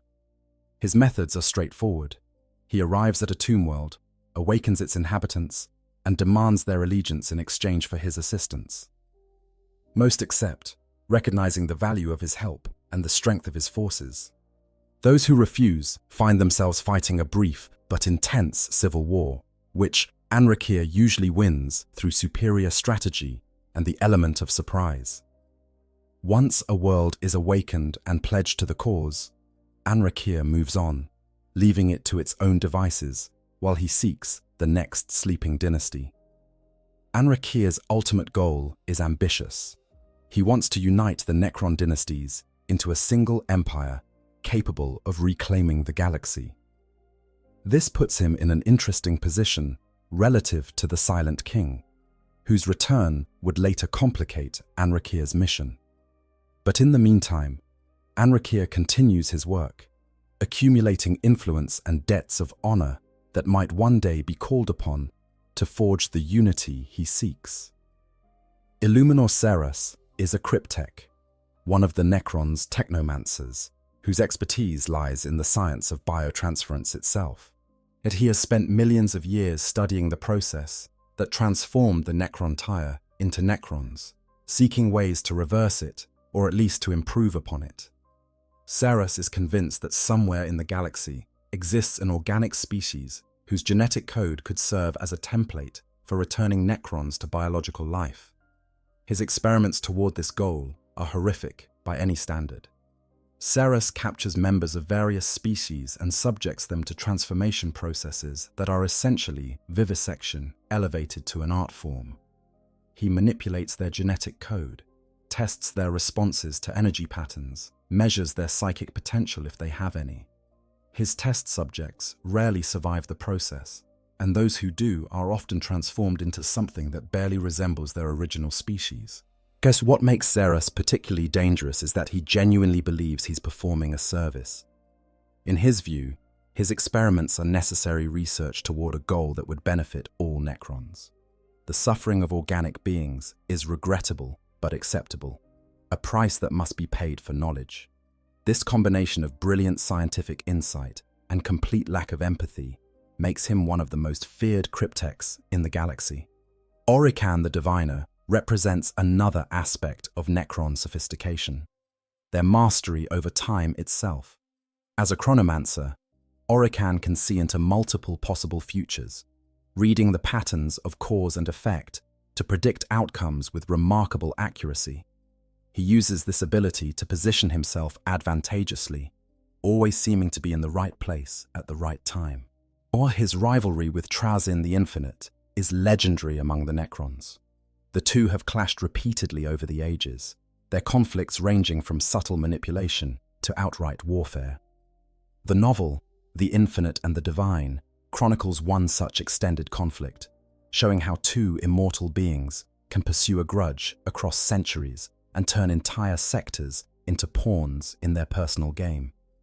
These personalities, and dozens of others like them, gave the Necron awakening its character. They transformed what could have been a simple invasion into something far more complex, a civilization reasserting itself with all the internal politics, personal agendas, and conflicting philosophies that implies. The younger races had to contend not just with Necron technology, but with Necron minds, and that made the threat infinitely more dangerous. Basal, the Silent King, returns. While the various Necron dynasties awakened and pursued their individual agendas, one figure remained conspicuously absent: Sarek, the Silent King, last ruler of the unified Necron Empire. His self-imposed exile had taken him beyond the galaxy itself, into the cold void between galaxies where nothing existed but the distant light of other galactic clusters. He had left seeking penance, fleeing the guilt of what he had done to his people. He would return for an entirely different reason. In the intergalactic void, Sarek had maintained his consciousness in ways that other Necrons couldn't. Because he was the Silent King, his transformation during biotransference had been handled with greater care than even other nobles received. He retained more of his memories, more of his emotions, more of what made him who he was before the curse of immortality. This meant he could feel the weight of his guilt more acutely than any other Necron, could understand the magnitude of what he had done in a way that would have driven a lesser consciousness to madness. For millions of years, he wandered the darkness between galaxies. He encountered things there that would never be recorded, witnessed phenomena that existed in spaces where the normal laws of reality became suggestions rather than rules. He had time to think, to plan, to consider how he might one day redeem himself for the damnation he had brought upon his people. The reversal of biotransference became his obsession, the singular goal that drove him forward through the ages. But the intergalactic void was not empty. It was home to something that would force Sarek to return to the galaxy sooner than he had planned. The Tyranids had not originated in the Milky Way. They were extragalactic predators drawn toward the galaxy by the psychic beacon of the Astronomicon, that vast psychic lighthouse that the Emperor of Mankind maintained to guide humanity's ships through the warp. Sarek encountered them in the void, witnessed entire galaxies that had been consumed, reduced to lifeless husks by the hive fleet's insatiable hunger. The implication struck him immediately. If the Tyranids consumed all organic life in the galaxy, then the Necrons would never be able to reverse biotransference. There would be no genetic templates left to work with, no organic species suitable for hosting Necron consciousness in biological form. The dream of redemption, of restoring his people to what they had been, would die with the last organic being the Tyranids consumed. Sarek turned his forces around and began the long journey back to the galaxy. He arrived in 744 M41, returning after 60 million years of exile to a galaxy that had forgotten him. But Sarek did not immediately reveal himself. He was the Silent King after all, accustomed to working through others, to manipulating events from the shadows. His first priority was to assess the situation and determine the best approach to unite the Necron dynasties against the Tyranid threat. What he found was simultaneously encouraging and frustrating. Hundreds of tomb worlds had awakened, bringing millions of Necrons back to consciousness. The old dynasties were reasserting themselves, reclaiming territory, as rebuilding their strength. But they were also divided, pursuing individual agendas, engaging in conflicts with each other and with the younger races without any coordination. Some dynasties were led by nobles whose minds had degraded during the Great Sleep, their goals twisted by madness or damage. Others were functional, but refused to acknowledge any authority beyond their own pharaons. Sarek began working through Triarch Praetorians, elite Necrons who served the concept of Necron unity rather than any individual dynasty. These Praetorians still recognized the Silent King's authority, having been programmed with protocols that transcended even the severance of command protocols that Sarek had enacted before his exile. Through them, he influenced events, awakening tomb worlds, manipulating conflicts, and slowly preparing the ground for his eventual return. His most significant early effort was the creation of what would eventually be called the Pariah Nexus, a region of space where the warp's influence could be suppressed by a network of blackstone pylons. The Necrons had developed pylon technology during the War in Heaven, using it to create zones where the Satan could operate without interference from psychic powers. Sarek saw these ancient devices as key to defeating the Tyranids, whose bioships relied partially on psychic coordination across vast distances. But the Pariah Nexus project required resources and coordination on a massive scale. Sarek couldn't accomplish it alone, working from the shadows. He needed the support of major dynasties, and that meant revealing himself eventually. But he waited, his gathering strength and influence, positioning his pieces carefully. One of his most controversial actions during this period was establishing contact with Sanguinius, the Primarch of the Blood Angels. How exactly this meeting occurred remains shrouded in mystery. Some accounts suggest it happened during the Great Crusade, though how Sarek could have been present during that era raises questions about Necron chronomancy and time manipulation. Others suggest it was a posthumous communication, Sarek somehow reaching across time to the dead Primarch. Whatever the truth, Sarek apparently saw in Sanguinius a potential ally, a leader who might have been willing to work with the Necrons against common threats. The alliance never came to fruition, Sanguinius's death during the Horus Heresy ending any possibility of formal cooperation. But Sarek remembered it, and when he later encountered Dante, the current chapter master of the Blood Angels, he would reference that meeting, speaking of Sanguinius with something approaching respect, a rare emotion for a Necron to express about an organic being. The Gehenna campaign brought Sarek into open cooperation with the Imperium, though not by choice. When a Tyranid hive fleet attacked the world of Gehenna, both Necron and Imperial forces found themselves defending the same planet from different angles. The Blood Angels were defending humanity's claim to the world.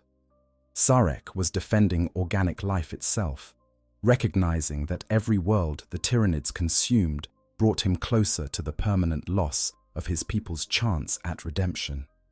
The battle was desperate and strange. Blood Angels and Necrons fought side by side against the Tyranid hordes.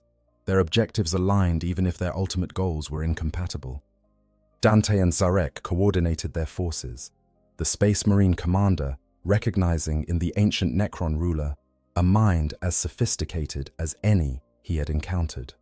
The alliance was temporary, born of necessity rather than trust, but it demonstrated that Sarek was willing to work with the younger races when their interests aligned. When the Tyranids were finally driven back, the alliance ended as quickly as it had formed. The Necrons phased out, returning to their tomb worlds, leaving the Blood Angels to claim whatever victory they could from the devastated battlefield.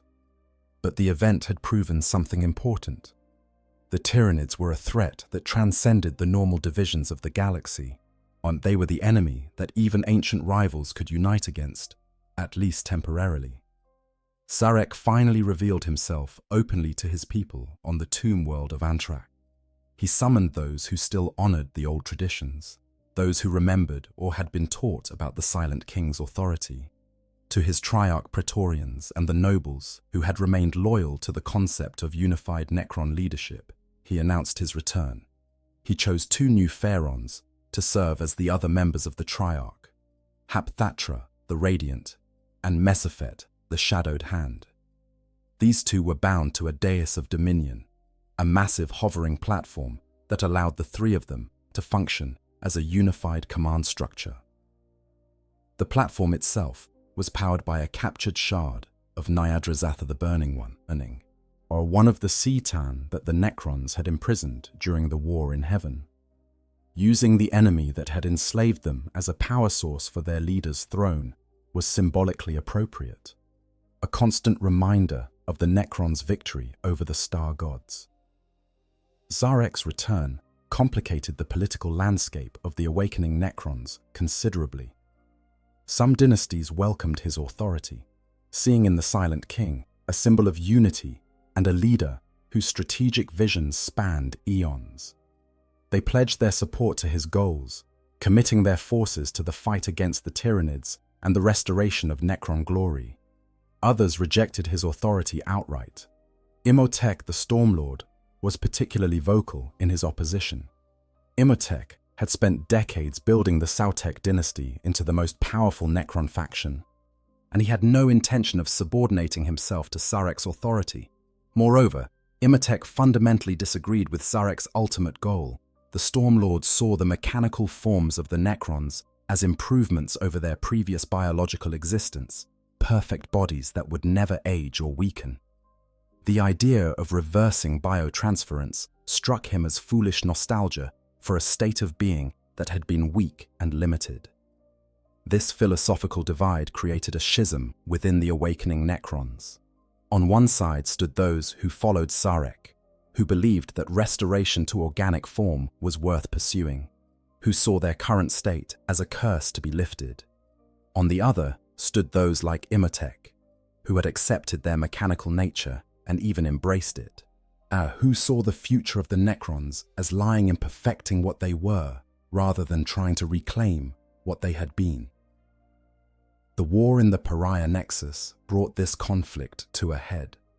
As Zarek pushed forward with his plan to create a vast region of space where the warp's influence was nullified, Imperial forces responded with a massive crusade to destroy the pylons before the network could be completed.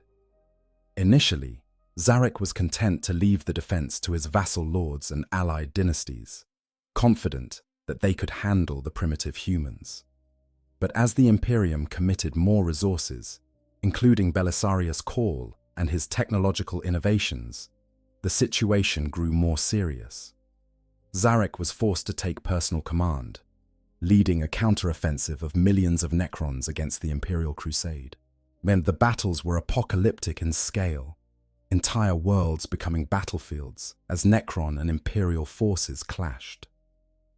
Then Imhotep made his move.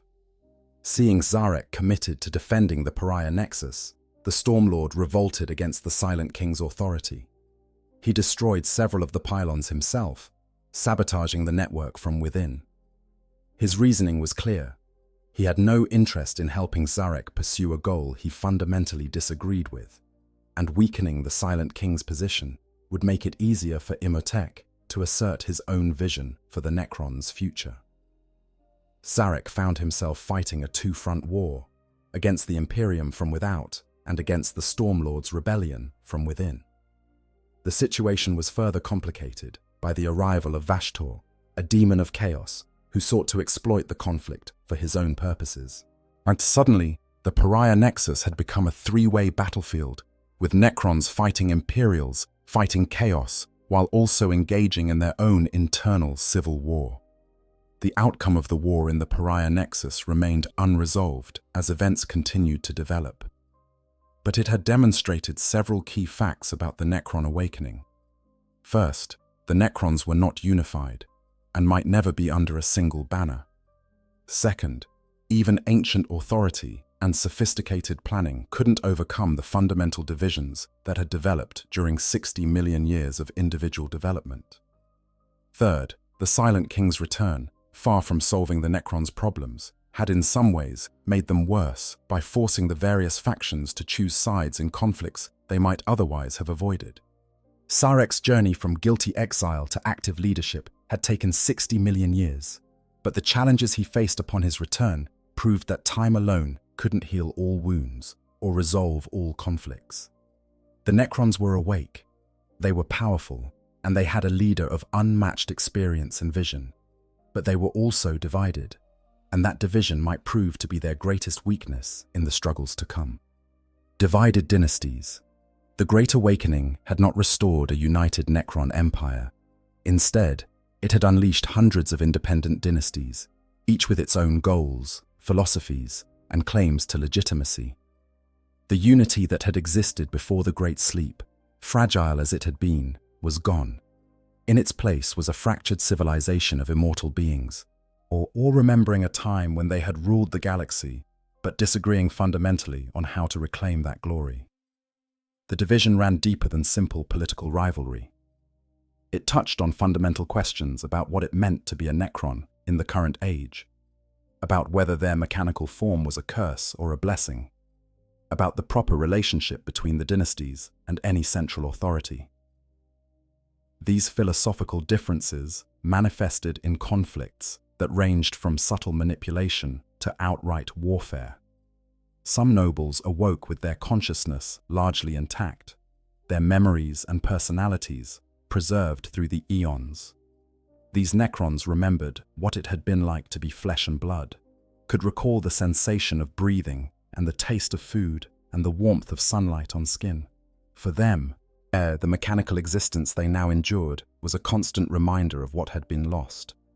They tended to support efforts to reverse biotransference, seeing their current state as temporary, even if that temporary condition had already lasted millions of years. Others awoke damaged, their consciousness corrupted by errors in the stasis fields or by simple degradation over impossible spans of time. These Necrons often developed obsessions or delusions, their fractured minds latching onto particular ideas or goals and pursuing them with single-minded intensity that made them dangerous even to other Necrons. Zahandrek's belief that he was still organic was relatively benign compared to some of the madness that emerged from other tomb worlds. The Flayer virus represented one of the most horrifying manifestations of this damage. That this affliction appeared to be a curse laid upon the Necrons by the Satan they had shattered, particularly Landugor the Flayer, whose destruction during the war against the star gods had scattered its essence across the galaxy. Necrons, infected with the Flayer virus, developed an insane hunger for flesh, despite having no biological need for it and no ability to actually digest it. They would kill their victims and drape themselves in their flayed skin, creating grotesque parodies of organic life. The flayed ones were shunned by other Necrons, exiled from their tomb worlds and left to roam the galaxy. They gathered in packs, emerging from dimensional rifts to attack any organic beings they encountered, and their mechanical minds twisted into believing that covering themselves in flesh would somehow restore what biotransference had taken from them. They were a reminder of how far Necrons could fall, how the degradation of consciousness could turn even immortal warriors into mindless monsters. The Destroyers represented a different kind of corruption. These Necrons had come to believe that the only way to restore order to the galaxy was to eliminate all organic life. Not to conquer it, not to enslave it, but to completely exterminate it. They saw biological existence itself as the source of chaos and decay, arguing that only when the last organic being had been reduced to atoms would true peace reign. They modified their bodies extensively, replacing functional systems with additional weapons, transforming themselves into instruments of pure annihilation. Other Necrons found the Destroyer philosophy abhorrent, seeing in it a betrayal of the ultimate goal of reversing biotransference. But the Destroyers were useful in warfare, their single-minded dedication to destruction making them effective shock troops. This led to an uncomfortable relationship where many dynasties would employ Destroyers in battle while keeping them isolated from the rest of Necron society, using them as weapons while refusing to acknowledge them as peers. The question of how to deal with the younger races created another major divide. Some dynasties advocated for complete extermination, viewing humanity, Aeldari, and all other species as pests infesting worlds that rightfully belonged to the Necrons. Yet they pointed to the damage these upstarts had done to tomb worlds, the technology they had stolen, the disrespect they had shown to Necron monuments and artifacts. The younger races, in this view, had proven themselves unworthy of any consideration beyond efficient elimination. Others took a more nuanced approach. They recognized that complete extermination of all organic life would make reversing biotransference impossible. The galaxy needed organic species, at least some of them, to serve as templates for restoration. This created a strange calculus where certain species might be preserved specifically because their genetic makeup was interesting or useful, while others were marked for destruction based on perceived threats or simple convenience. The Sautek dynasty under Imhotep represented a third approach: conquest and integration. The Stormlords saw the younger races as potential vassals, beings who could serve Necron interests while being kept firmly under control. This approach required less expenditure of resources than total extermination, and allowed the Necrons to leverage the younger race's ability to reproduce and expand, using them as buffer states or expendable troops in conflicts where Necron casualties would be strategically unacceptable. These different approaches led to situations where multiple Necron dynasties might be present in the same sector, but pursuing completely contradictory goals. One dynasty might be attempting to exterminate all humans from a cluster of worlds, while another dynasty was trying to bring those same humans under Necron dominion as vassals. And the resulting confusion served neither Necron faction and often allowed the younger races to exploit the divisions. The return of the Silent King had forced these divisions into the open. Zarek's presence represented the old authority, the unified empire that had existed before the Great Sleep. Some dynasties welcomed this, seeing in his leadership the possibility of coordination and shared purpose. Others rejected it, either because they disagreed with his goals or because they had grown accustomed to independence during the Awakening. Imhotep's rebellion during the war in the Pariah Nexus demonstrated how serious these divisions could become. The Stormlord commanded one of the largest and most powerful dynasties, and his open defiance of the Silent King created a precedent that other nobles could follow. Or if the mighty Sautek dynasty could refuse Zarek's authority, what was to stop smaller dynasties from doing the same? This fractured state created both weaknesses and unexpected advantages for the Necrons. The weakness was obvious. Divided, the Necrons couldn't bring their full strength to bear on any particular problem. Resources were wasted on internal conflicts. Strategic opportunities were missed because different dynasties couldn't coordinate their actions. The younger races, primitive as they were, could sometimes exploit these divisions by playing Necron factions against each other. But the divisions also made the Necrons harder to counter strategically. An enemy fighting a united Necron empire would know what to expect, could develop strategies based on consistent Necron behavior and goals. Fighting dozens of independent dynasties meant dealing with wildly different approaches to warfare, different objectives, different levels of technological sophistication. What worked against one dynasty might fail spectacularly against another. Trazyn the Infinite exploited this fragmentation to pursue his collecting obsession with relative impunity. Because he commanded the resources of an entire tomb world, but didn't participate in dynastic politics, he could operate independently, while occasionally allying with other factions when it suited his purposes. His theft of artifacts from both Necron and non-Necron sources went largely unpunished because no single authority could hold him accountable. The Cryptex, those Necron technomancers who specialized in various scientific disciplines, formed their own networks that cut across dynastic lines. A plasmancer who served one dynasty might collaborate with an ethermancer from another when their research interests aligned.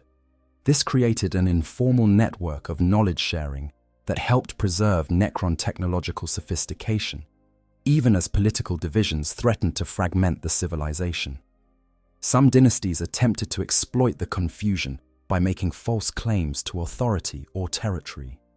Overlords would declare themselves heirs to vast empires that had never existed, hoping that other newly awakened Necrons wouldn't remember the truth well enough to contradict them. Tomb worlds would claim jurisdiction over regions of space based on ancient treaties and agreements that might or might not have been honored even when they were first made. The result was a political landscape of bewildering complexity. Alliances formed and dissolved with confusing rapidity. Wars erupted over ancient grudges or new insults. Treaties were negotiated, honored for a time, and then discarded when circumstances changed. Through it all, the various dynasties pursued their individual visions of what the Necrons should become and how the galaxy should be reclaimed. This internal chaos meant that predictions about the Necrons' future were extremely difficult. Would they eventually unite under a single leader, possibly Sarek, or perhaps someone else? Would they remain permanently fragmented, dozens of independent powers, each pursuing their own agenda? Would the divisions eventually lead to outright civil war, Necron fighting Necron in conflicts that eclipsed their battles with the younger races? And no one knew, possibly not even the Necrons themselves. What was certain was that the divisions made the Necron awakening even more unpredictable and dangerous. A unified Necron empire might have been a clearer threat, easier to understand, and potentially easier to negotiate with. A fractured civilization of immortal beings, each pursuing different goals with the resources of advanced technology and millions of years of experience, was something else entirely. It was chaos wrapped in cold logic, a threat that couldn't be addressed through simple military force because there was no single enemy to defeat. The younger races would have to learn to navigate this complexity, to understand the different Necron factions and what they wanted, to exploit divisions where possible, and avoid becoming collateral damage in Necron internal conflicts. It was a new paradigm for galactic warfare, and one that would require adaptation from everyone involved. Current state and future implications. As the 42nd Millennium dawns, the Necron awakening continues to accelerate. Every year sees more tomb worlds activating, more dynasties returning to consciousness, more ancient powers stirring from their 60 million year slumber. The galaxy is beginning to understand the true scale of what it faces, and the realization is terrifying. Current estimates, compiled by the Adeptus Mechanicus from various sources, and with considerable uncertainty, suggest that hundreds of tomb worlds have fully activated, thousands more are in various stages of awakening, and tens of thousands remain dormant, as their activation timers still counting down toward the moment when they will join their awakened brethren. Each tomb world can house millions of Necron warriors and thousands of specialists and vehicles. The total number of Necrons that could potentially awaken defies easy calculation, but conservative estimates put it in the hundreds of billions. This means that what the galaxy has witnessed so far represents only a fraction of the Necrons' potential strength.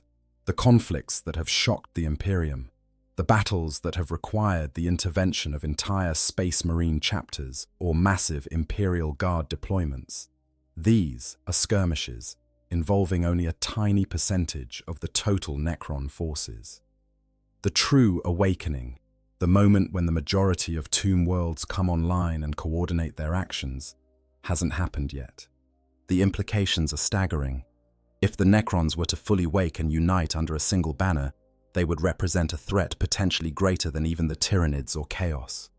Their technology far exceeds anything the Imperium can produce. Their warriors don't need supply lines, don't require rest or food, can operate in environments that would kill organic soldiers in seconds. Their self-repair systems mean that defeating them permanently requires overwhelming force applied faster than they can recover. Their mastery over fundamental forces allows them to manipulate reality in ways that seem like magic to less advanced species. But the critical word in that scenario is unite. The divisions between dynasties, the philosophical conflicts, plus the competing visions of what the Necrons should become.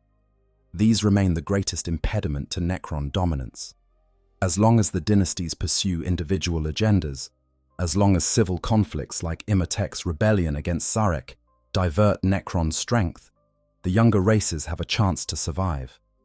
The Silent King's efforts to coordinate Necron action against the Tyranids represent one possible future. If Sarek succeeds in convincing enough dynasties that the Tyranid threat supersedes all other concerns, If he can forge an alliance of necessity that puts internal conflicts aside, then the galaxy might witness Necron forces on a scale not seen since the War in Heaven. Such an alliance would be temporary, likely fracturing again once the Tyranid threat was addressed. But even temporarily unified Necrons would be a force capable of reshaping the galaxy. Another possible future involves permanent fragmentation, with Necron dynasties becoming just another faction in the galaxy's endless wars. Some dynasties would carve out small empires and defend them against all comers.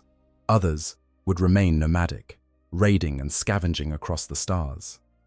Still others would pursue stranger goals, like Trazin's obsessive collecting or the various research projects undertaken by Cryptex. In this scenario, the Necrons would be dangerous but manageable, no single dynasty having enough power to threaten major civilizations. The most terrifying possibility is that someone, Zarech, Imhotep, or another powerful leader yet to reveal themselves, succeeds in uniting the Necrons not through cooperation, but through conquest. If a single dynasty manages to defeat or subordinate all the others, bringing them under one banner through force, the resulting empire would have the power and the will to reclaim the galaxy through systematic extermination of all opposition. This scenario haunts the nightmares of Imperial strategists who understand the Necron threat. The Pariah Nexus project, regardless of how the war in the Pariah Nexus ultimately resolves, points to another long-term Necron capability, the ability to fundamentally reshape regions of space to suit their purposes. The pylons that suppress the warp aren't just weapons, but terraforming devices on a metaphysical scale. If the Necrons succeed in expanding this network, they could create vast zones where psychers cannot function, where demons cannot manifest, where the warp's influence is completely nullified. For a galaxy that increasingly relies on psychic power and warp travel, this would be devastating. The younger races are adapting their strategies in response to the Necron threat. The Imperium has begun training specialist forces in anti-Necron warfare, developing tactics that account for self-repair systems and phasing technology. The Adeptus Mechanicus studies every fragment of Necron technology they can acquire, hoping to develop countermeasures or perhaps even to reverse engineer Necron innovations for Imperial use. The Inquisition monitors tomb worlds carefully, sometimes destroying them before they can fully activate, though this becomes more difficult as the Necrons wake and defend their dormant siblings. The Aeldari face a unique challenge. They remember the War in Heaven, or at least their histories preserve accounts of it. They know what the Necrons are capable of at full strength, and they know that the current conflicts are nothing compared to what the ancient empire could unleash. Some craft worlds have begun searching for ancient weapons and technologies from the War in Heaven, hoping to find tools that their ancestors used against the Necrons. Others seek to manipulate events to pit Necron dynasties against each other, hoping that internal conflicts will prevent unified action. The Orcs, characteristically, view the awakening Necrons primarily as opportunities for good fights. Their war bosses have learned that attacking tomb worlds can lead to massive battles against enemies who won't run away and can't be intimidated. The fact that these battles are usually suicidal for the Orcs only makes them more appealing to greenskin warlords seeking glory. The Tau, newest of the major civilizations, are still trying to understand what the Necrons represent. Their philosophy of the greater good assumes that all species can potentially be brought into cooperation for mutual benefit. The Necrons challenge this assumption fundamentally. How do you negotiate with beings who view your entire civilization as temporary squatters on their property? How do you appeal to beings whose goals are so alien that common ground seems impossible? Looking further ahead, several major questions remain unresolved. Will Sarek succeed in his goal of reversing biotransference? If he does, what will that mean for Necrons who have accepted their mechanical form? Will the transformation be forced on those who refuse it, or will there be a choice? And what species will provide the biological template for this transformation? The implications could reshape the galaxy's political landscape entirely. The Tyranid threat continues to grow, and Zarek's warnings about them consuming all organic life remain relevant. If the hive fleets succeed in their apparent goal of devouring the galaxy's biomass, it would doom not just the organic species, but also the Necrons' hopes for restoration. This creates a strange alignment of interests, where Necrons might find themselves defending organic civilizations from the Tyranids, not out of altruism, but out of desperate self-interest. The Chaos Gods view the Necrons with something between hatred and fear. Beings without souls can't be corrupted, can't be tempted, can't fuel the endless hunger of the warp's dark powers.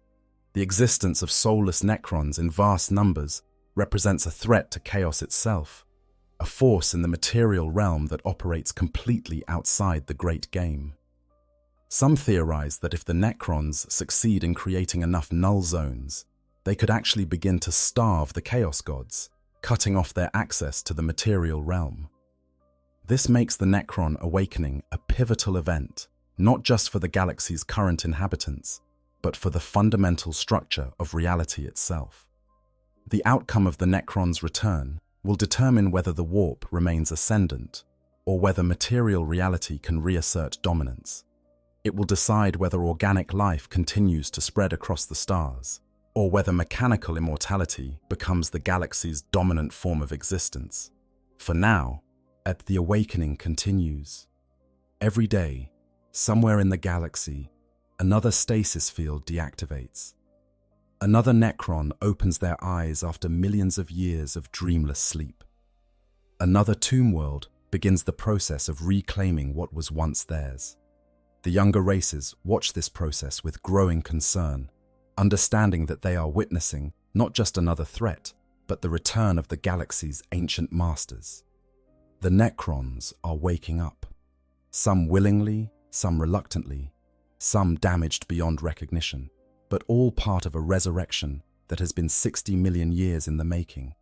What they do with their returned consciousness, how they choose to reclaim their empire, whether they unite or remain divided, these questions will shape the galaxy's future in ways that no one, possibly not even the Necrons themselves, can fully predict.